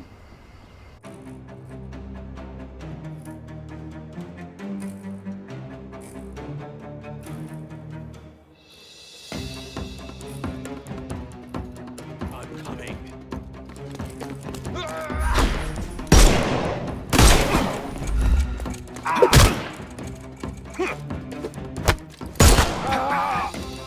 Don't bother moving. You...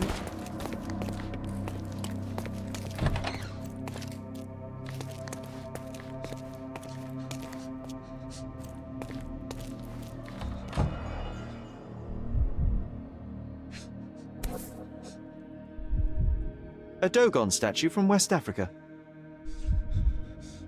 A century old at least. Masks, traditional for the Chokwe people of Central Africa.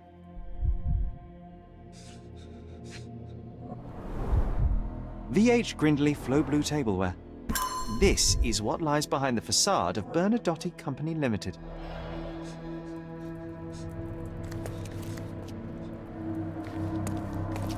Is this?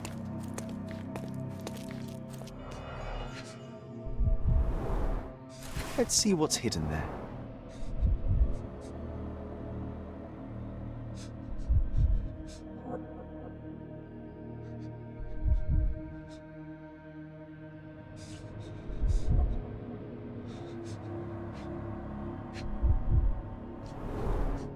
Vogel's stolen painting. Isn't it curious how it developed into a much more interesting case?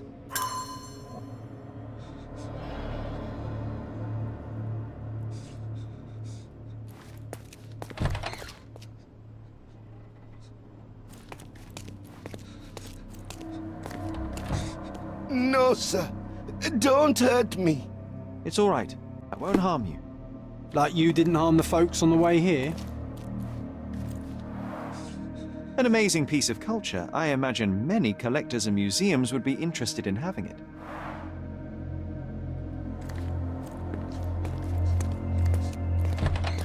Don't come any closer. One step and I'll shred you to pieces.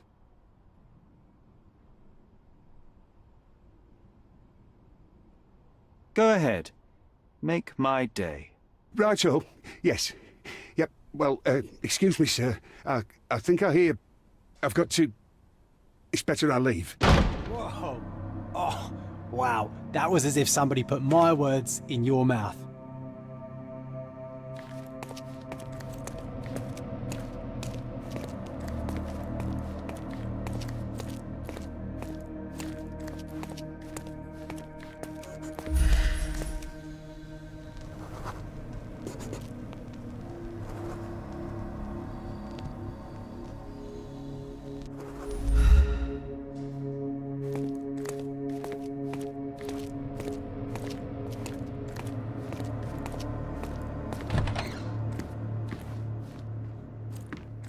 This is it.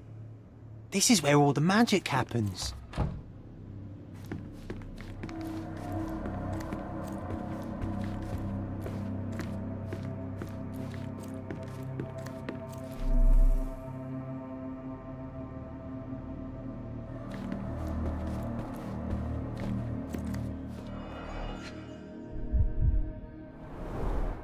I suppose it's Mr. Bernadotte with our fine governor. 1875. It's taken a few years back. John, how many people in Cordona have a photograph with the governor, do you think? You definitely don't have one. Please don't shoot me. I have a family. Spare me.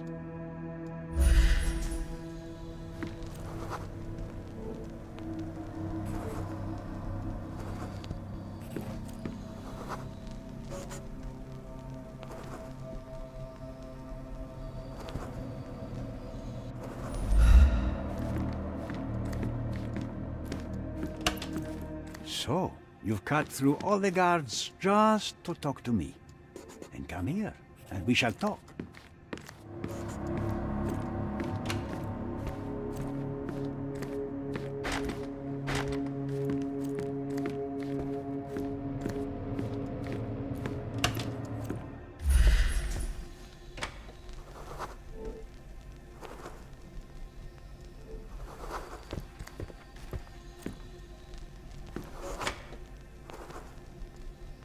Sherry, don't you think this office suits me?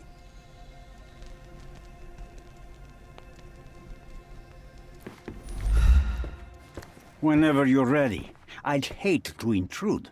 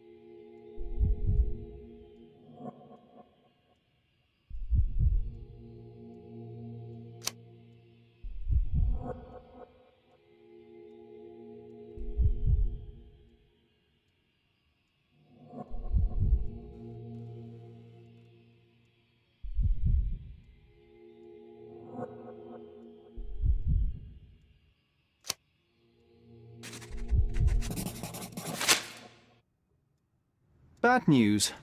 The thug you sent to the refugee camp only succeeded in stabbing himself. His next and final journey will be to the morgue. Hold your horses. Who the hell are you? Sherlock Holmes. And you are Niccolo Bernadotti, a smuggler, kidnapper, and notorious cutthroat, among other things. Few men would dare waltz into my office and address me like that. You are either overconfident or unintelligent. This is private property. Give me one reason why I should not shoot you on the spot. I am sure my friends at the station would call it self-defense.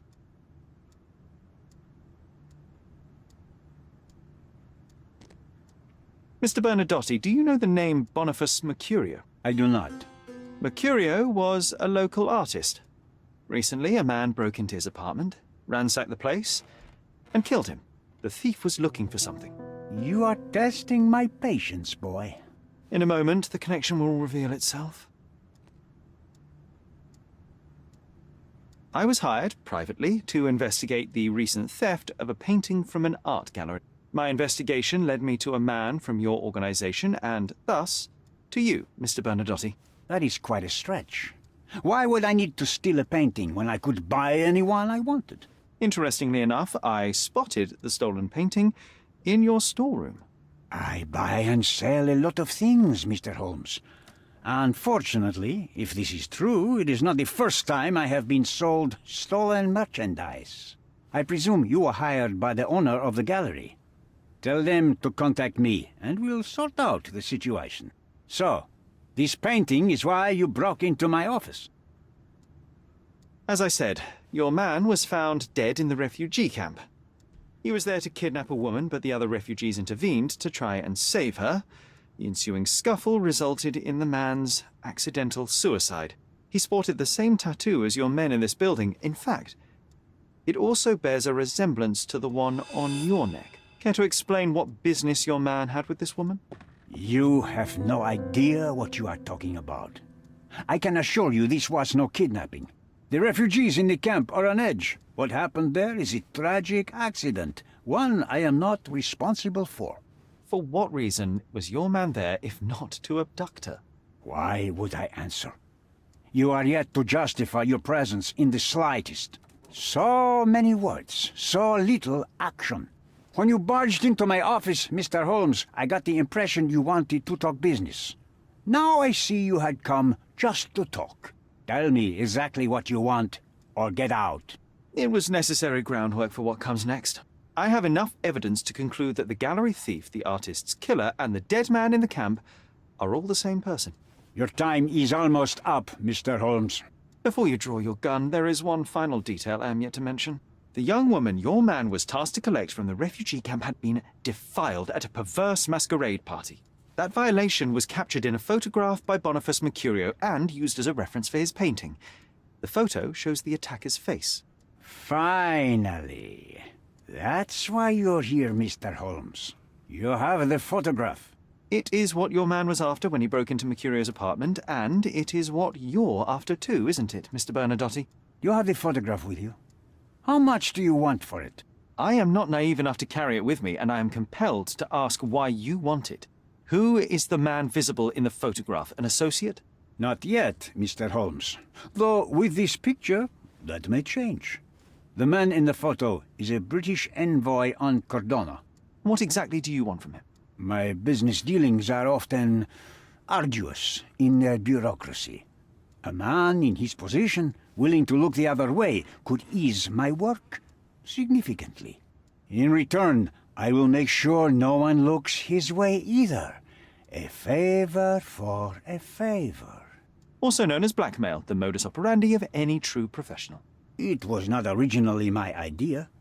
Mercurio set things in motion, extorting the envoy for the most trivial of ends.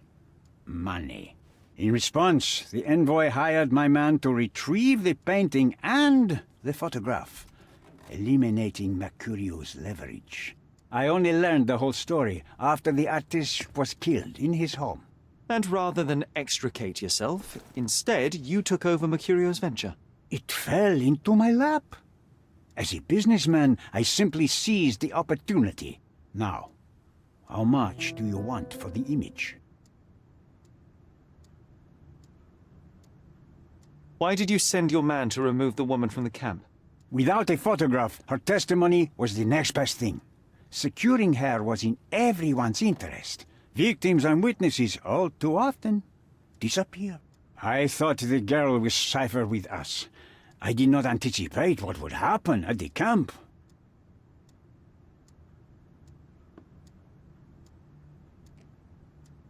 I could not help but appreciate the collection of smuggled artifacts in your storeroom.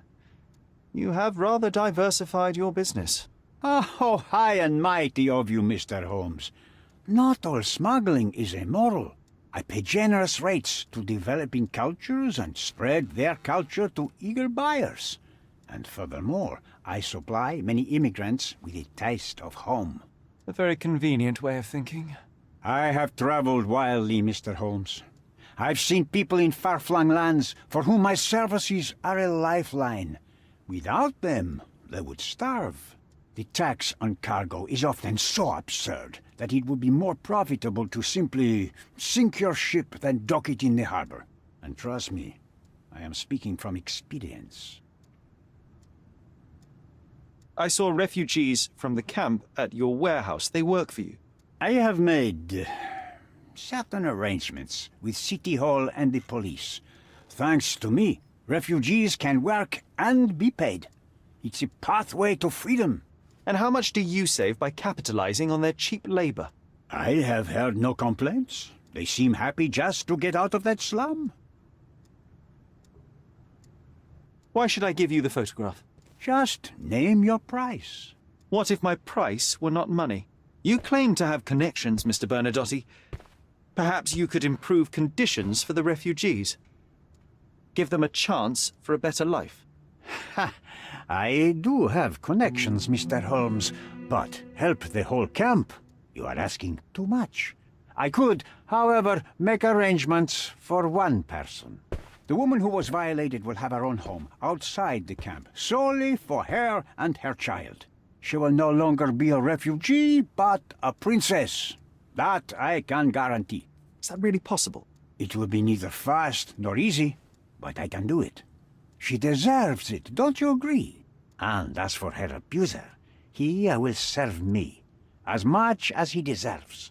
So in your plan, everybody will be given their due. Especially you, Mr. Bernadotte. Seems like a fair deal, no? I doubt anyone could offer you better. Simply give me the photograph, and the world becomes a better place. I give you my word. What makes you think you can decide what's best for these people? Such is the arrogance of British imperialism. I take your point.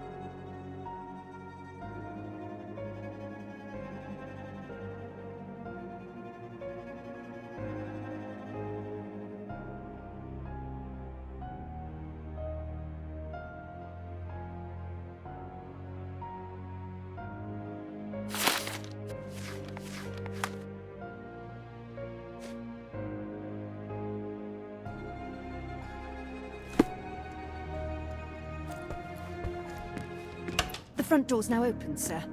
You can leave through it. If you want, of course.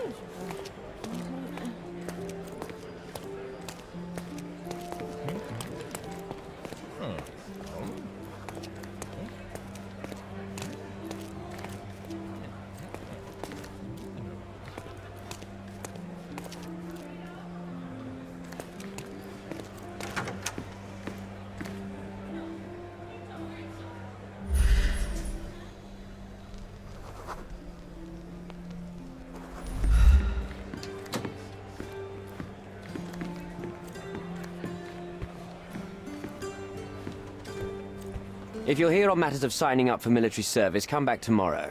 Our department needs to straighten out some business.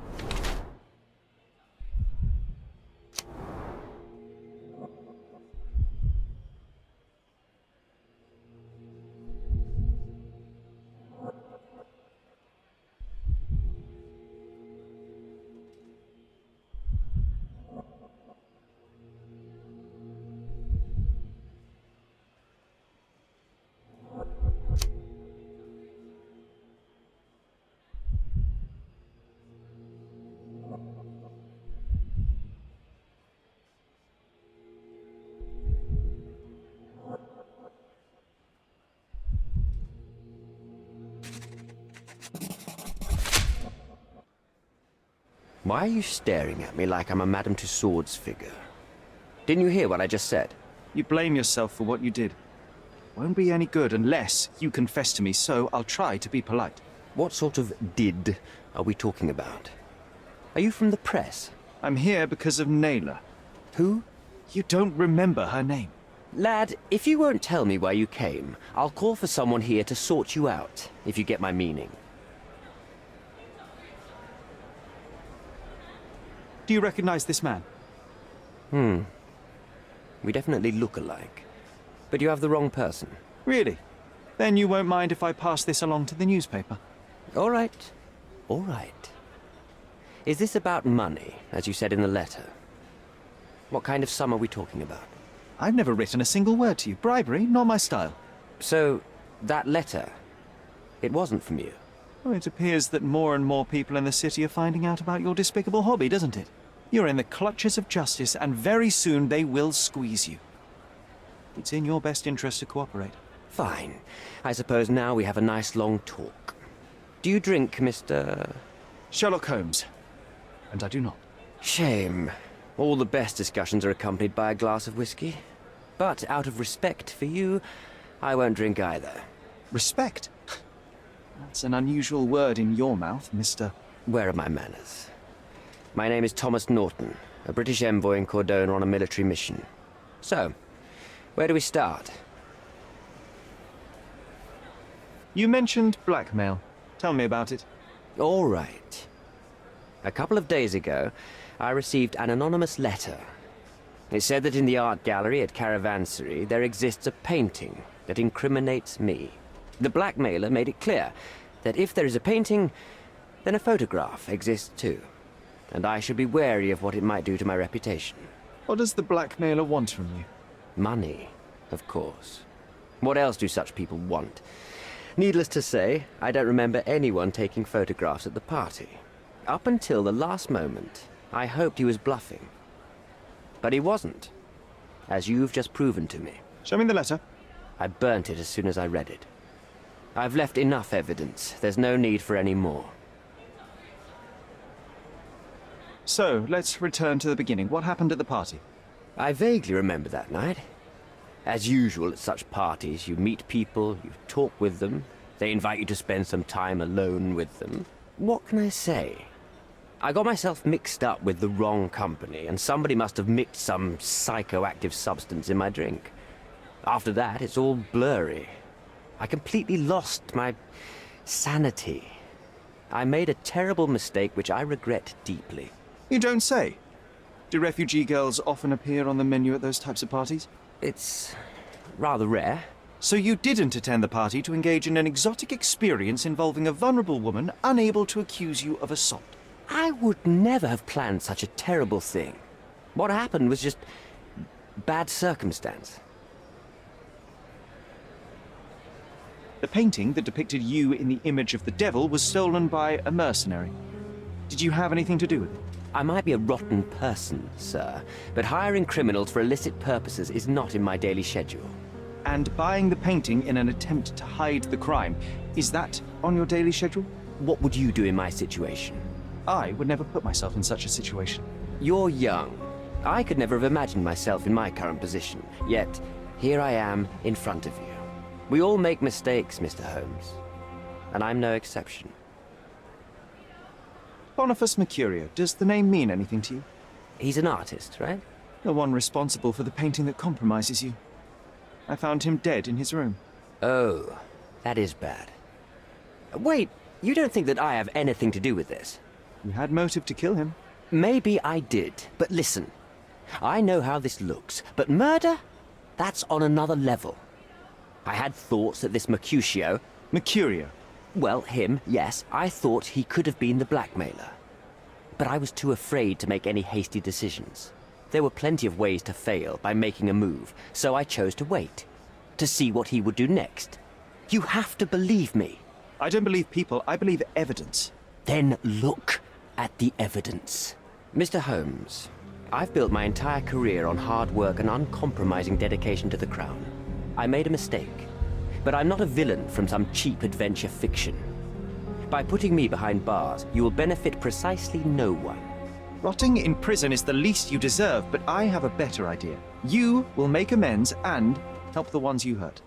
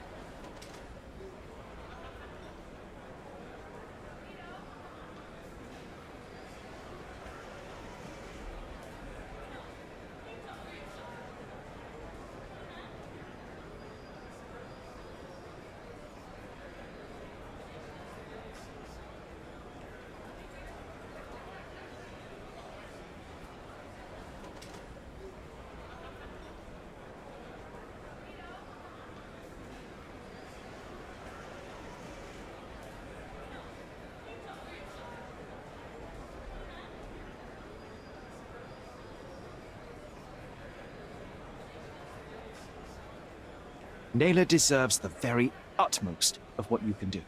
Help the girl? I can't risk the press paying extra attention to her. I will do anything except that. That's not all. Use your connections to help patriate the refugees, find them decent homes, give them jobs. There must be a meaning to your position and my decision. Yes, all right, I can do that. So, will you give me the photograph now? I need to think this all through. Don't do anything foolish in the meantime. What makes you think you can decide what's best for these people?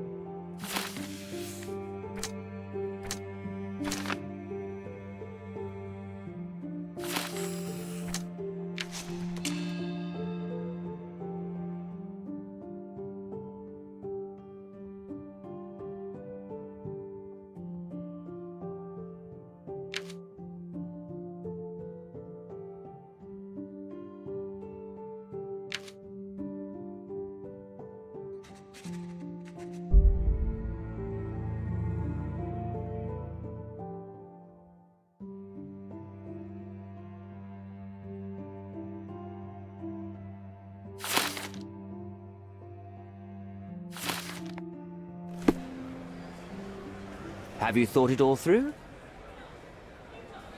Almost. The refugees, what will happen to them? Well, I wouldn't be standing here in this fancy office if I didn't know how to pull the right strings. In fact, it's the only thing I know. The local governor will receive a decree signed by the House of Lords containing a request to patriate the refugees in the name of the Crown. From where did you gain such influence? I never asked you how you found the photograph.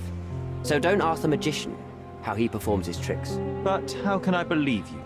Ugh, I presume you do believe in my selfishness.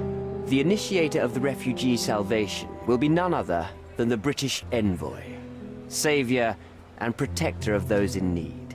It's a win situation for me, too. Now, what about the photograph? You deserve to be punished, but the greater good is what matters here. I won't bargain it for justice for Naylor. I'm glad that this situation is over. It will be over when you settle the matter of the refugees.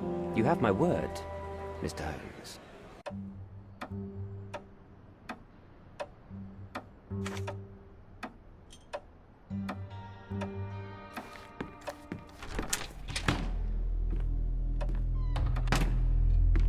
Mr. Holmes, you've returned. Have you uncovered anything new about the theft?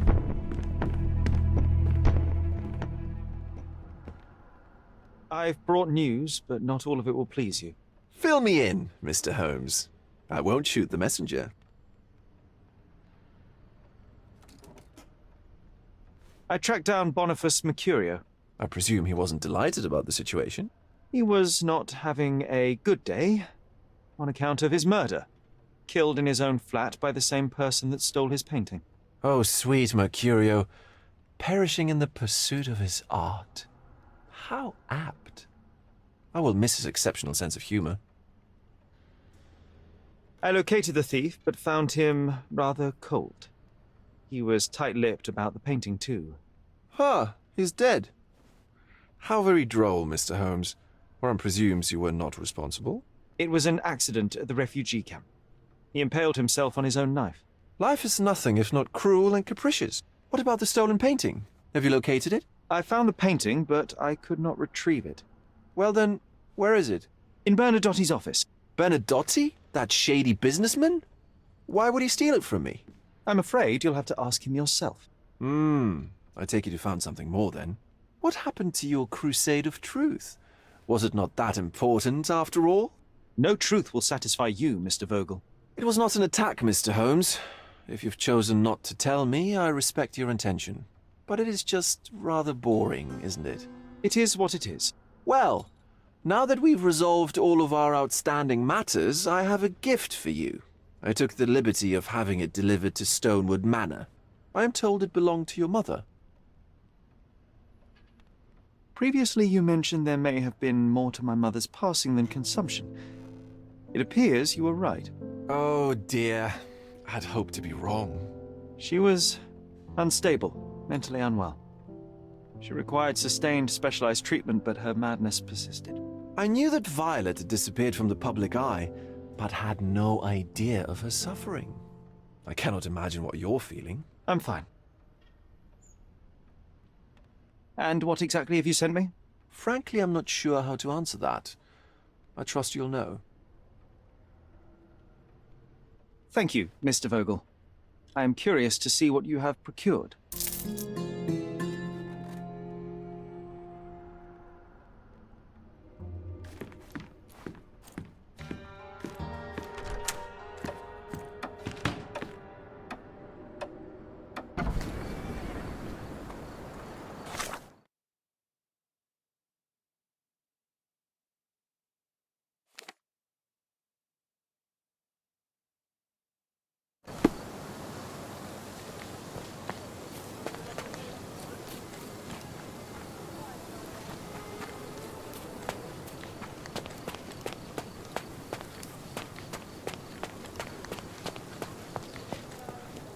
Just look at this thing. It's huge.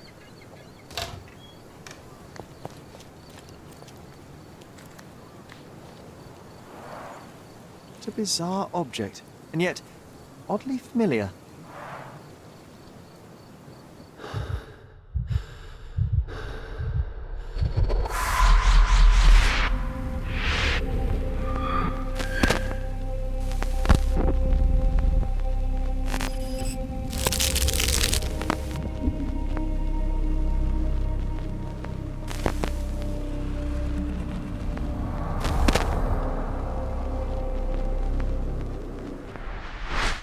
Did you just remember something?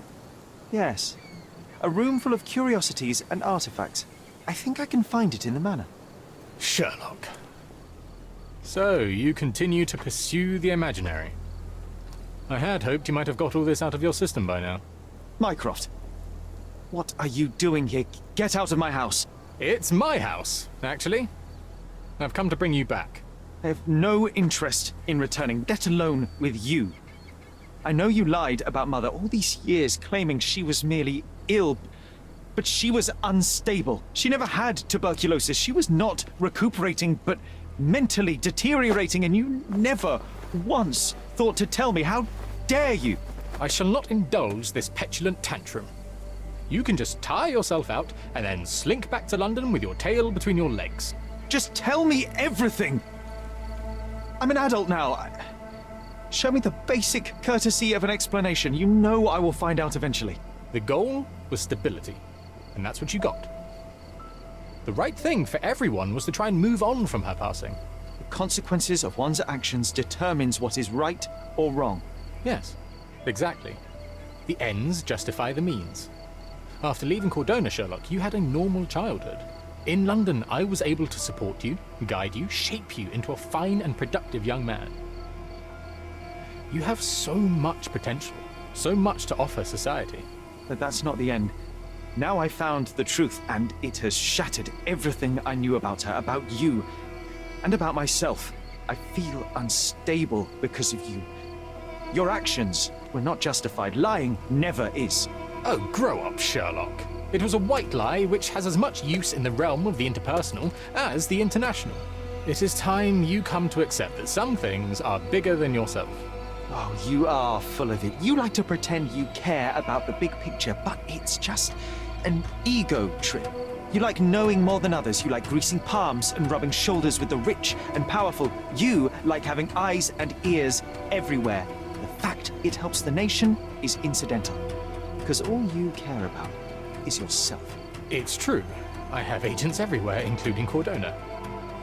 If you weren't so damn stubborn, you'd realize that means I'm only here for you.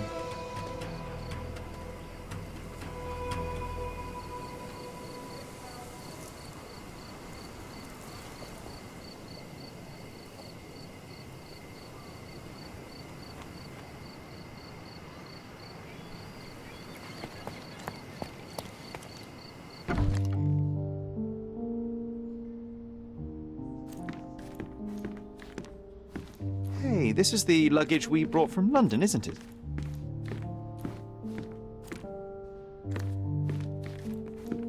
Home sweet home, Sherry.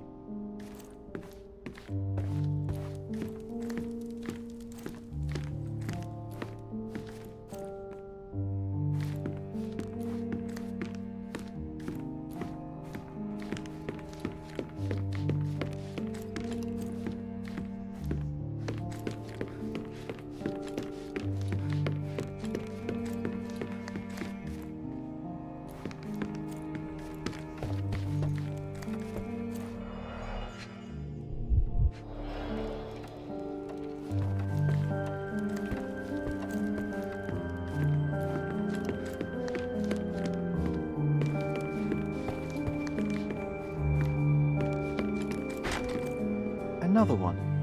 There must be something important behind it. I can feel it.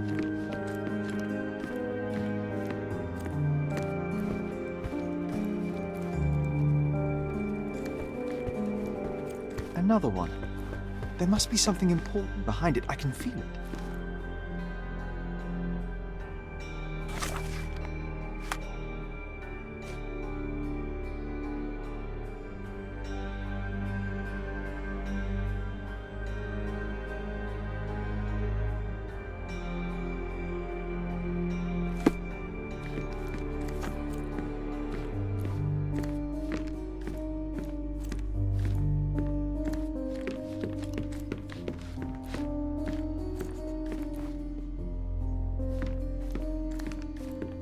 Another one. There must be something important behind it. I can feel it.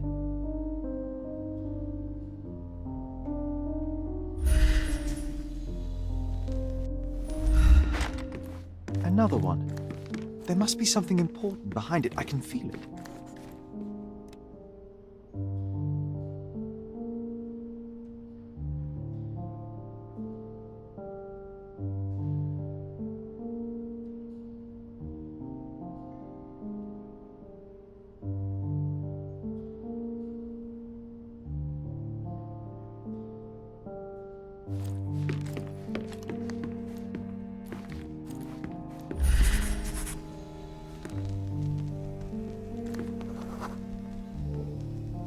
I remember returning home with a pair of perfect sticks.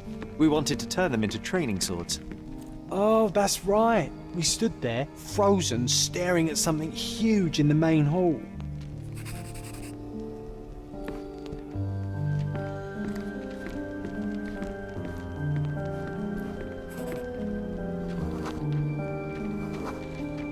It was a giant aquarium with a living mermaid in it. Impossible. It must have been something else. Oh, of course, that mortifying hoax presently taking up space in our front yard. Well, fine. Your memory's better than mine. But I'm sure we started examining it immediately. And someone else was around too.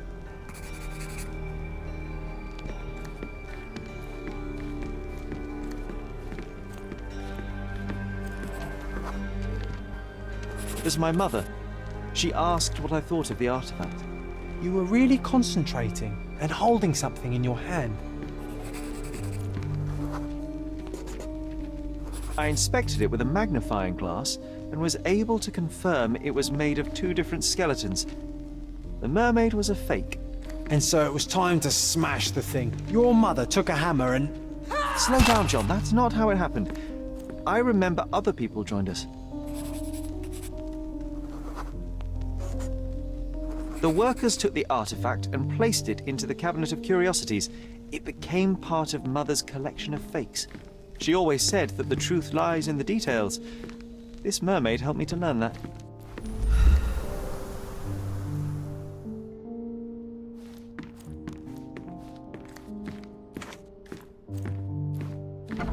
Ah yes, my mother's studio.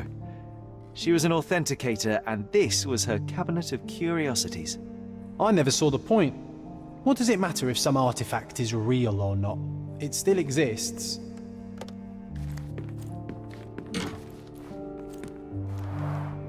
One of the most ridiculous fakes I ever saw. Its owner insisted it was a polar bear. He thought the white paint on the brown fur wasn't noticeable.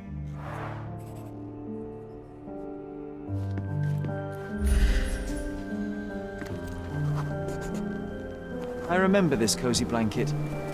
It's perfect for... Wigwam! Oh, that was a joy to build them. Imagining ourselves as wayfarers on the other side of the world.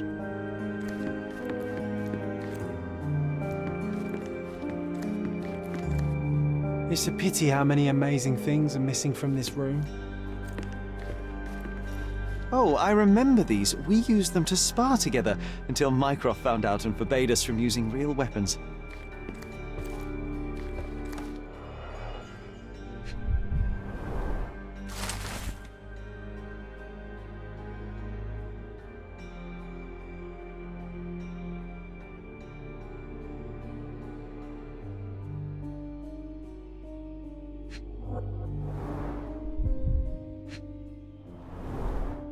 So many calling cards. Mycroft liked to keep useful people at hand.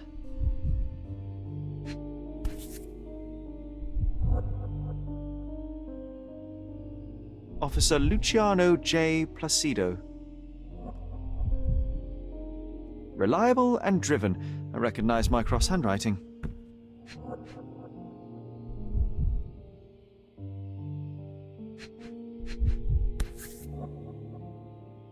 Carefully opened. Dated 24th of April, 1869.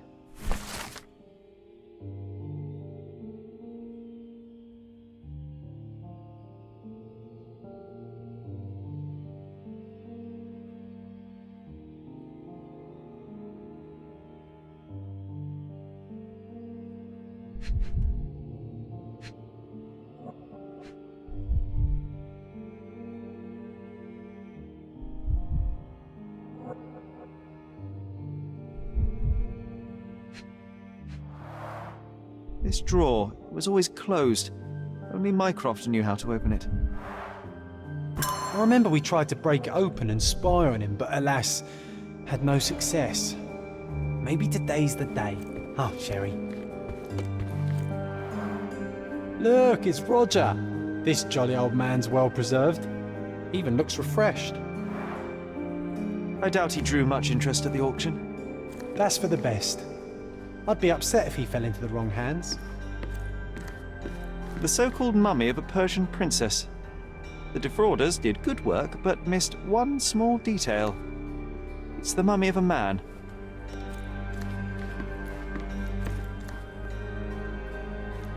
And this one was brought from a German museum. They claimed it belonged to Vikings. Nonsense, of course. Vikings never had horns on their helmets.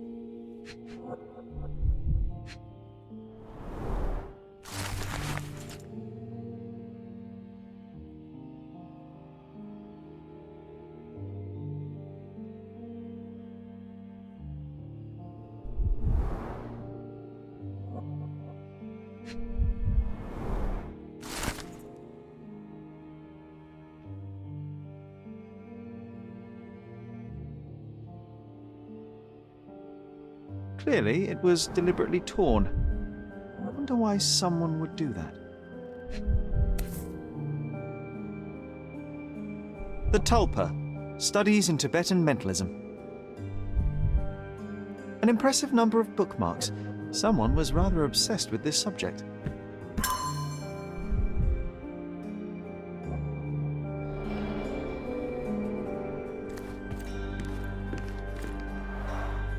The full plate armour of Sir Robert Swanford. I was told my father won it in a wager. Armour is armour, but look at his sword.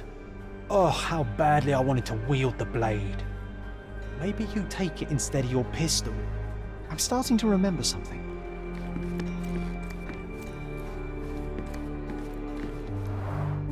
Mother said this was among the hunting trophies of a Scottish Viscount.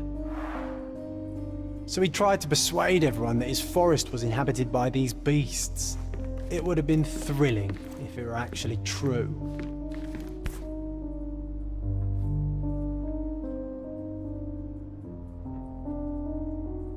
Another fake Holy Grail.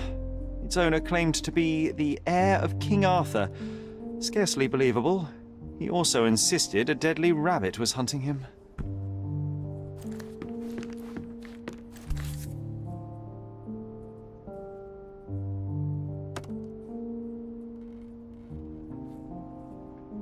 Watkinson and Holman, Chapter 1, by Wallace de Orham. Oh, Mycroft.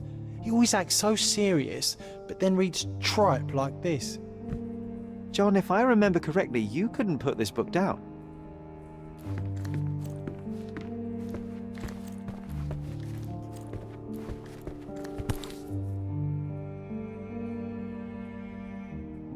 This photo caused a lot of fuss. My mother spent some time to prove it was a fake. 1852, Bingley, West Yorkshire.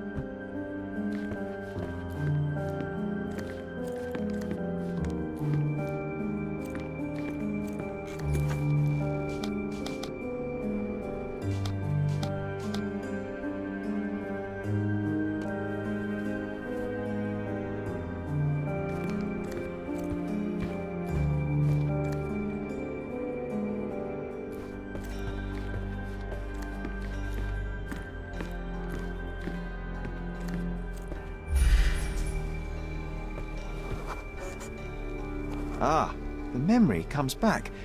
We snuck about watching him. He closed the drawer and went to the hall. We were like two shadows crawling behind him.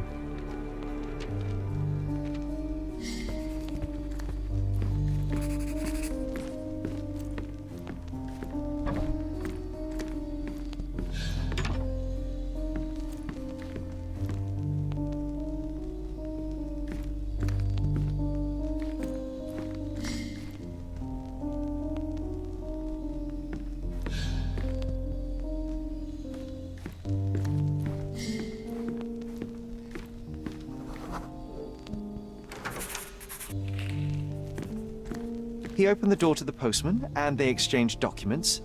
If it was a real postman, of course.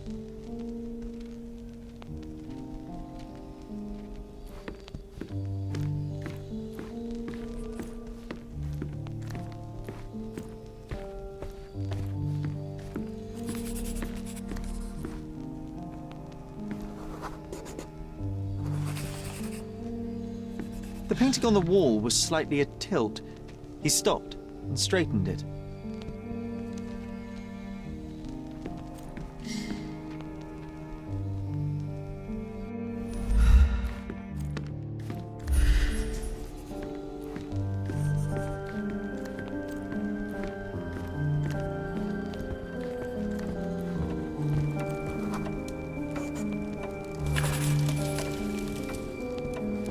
Then he threw some logs into the fire and sat in his armchair to read. It's as boring now as it was then. I'm sorry, Sherry, but I think that's it.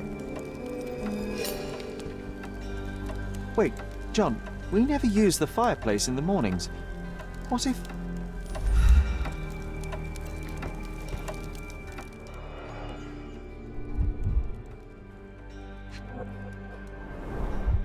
A bit of juniper in the fireplace created a soothing atmosphere. It's the little things, isn't it?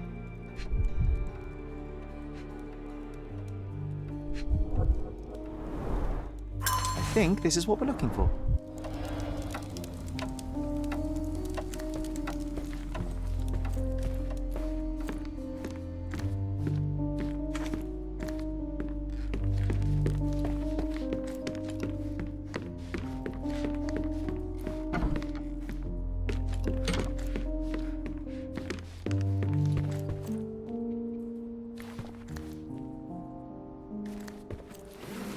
We made it.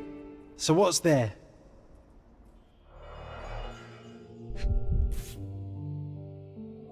Single malt whiskey, Mycroft's favourite. Gifted by Queen Victoria herself.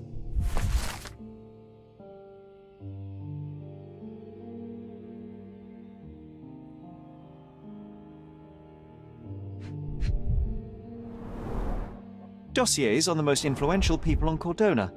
Mycroft always had a habit of building files on everyone he met. Otto Richter. This one is rather thick. Mycroft can be truly dogged in his research.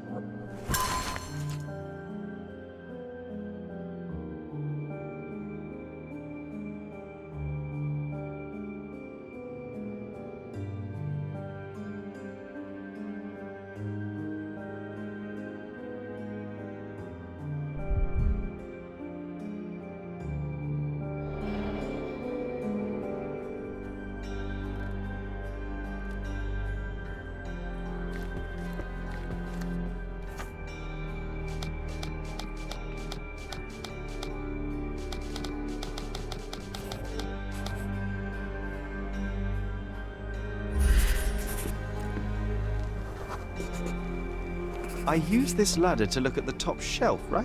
On the day of Mother's breakdown upstairs. Right you are, Sherry.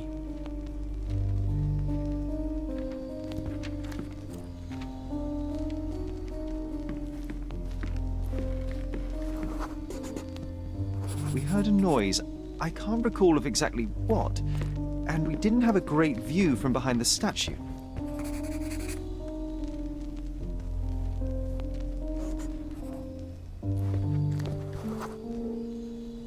Books and papers from the table somehow ended up on the floor.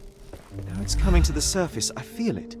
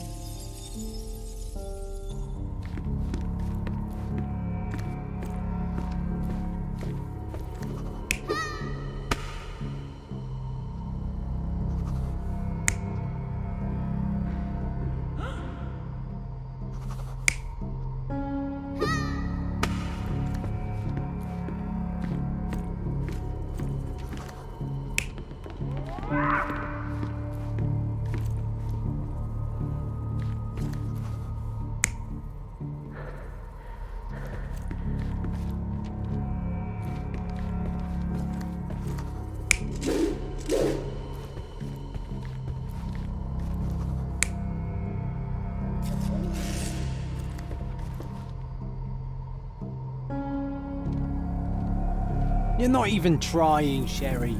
Concentrate.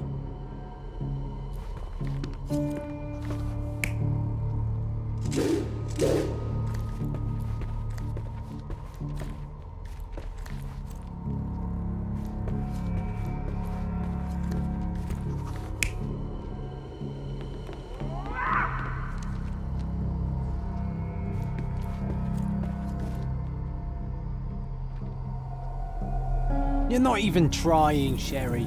Concentrate.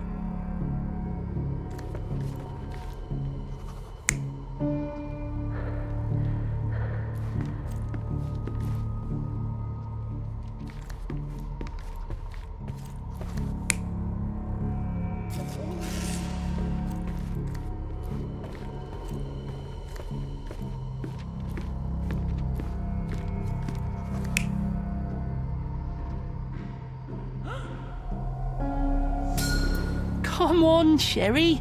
Let's go outside. Wait. Did you hear that? Come here, Sherry. You call this progress? Charlatan, amateur. I'm not letting you anywhere near my mother again. So there was a quarrel between them.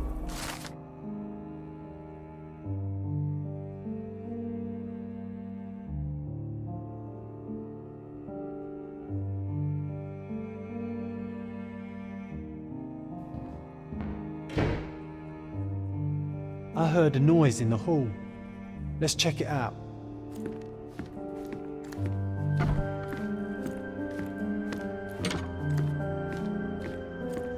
Sherry, look! We've got a parcel here. Hurry up and let's see what's...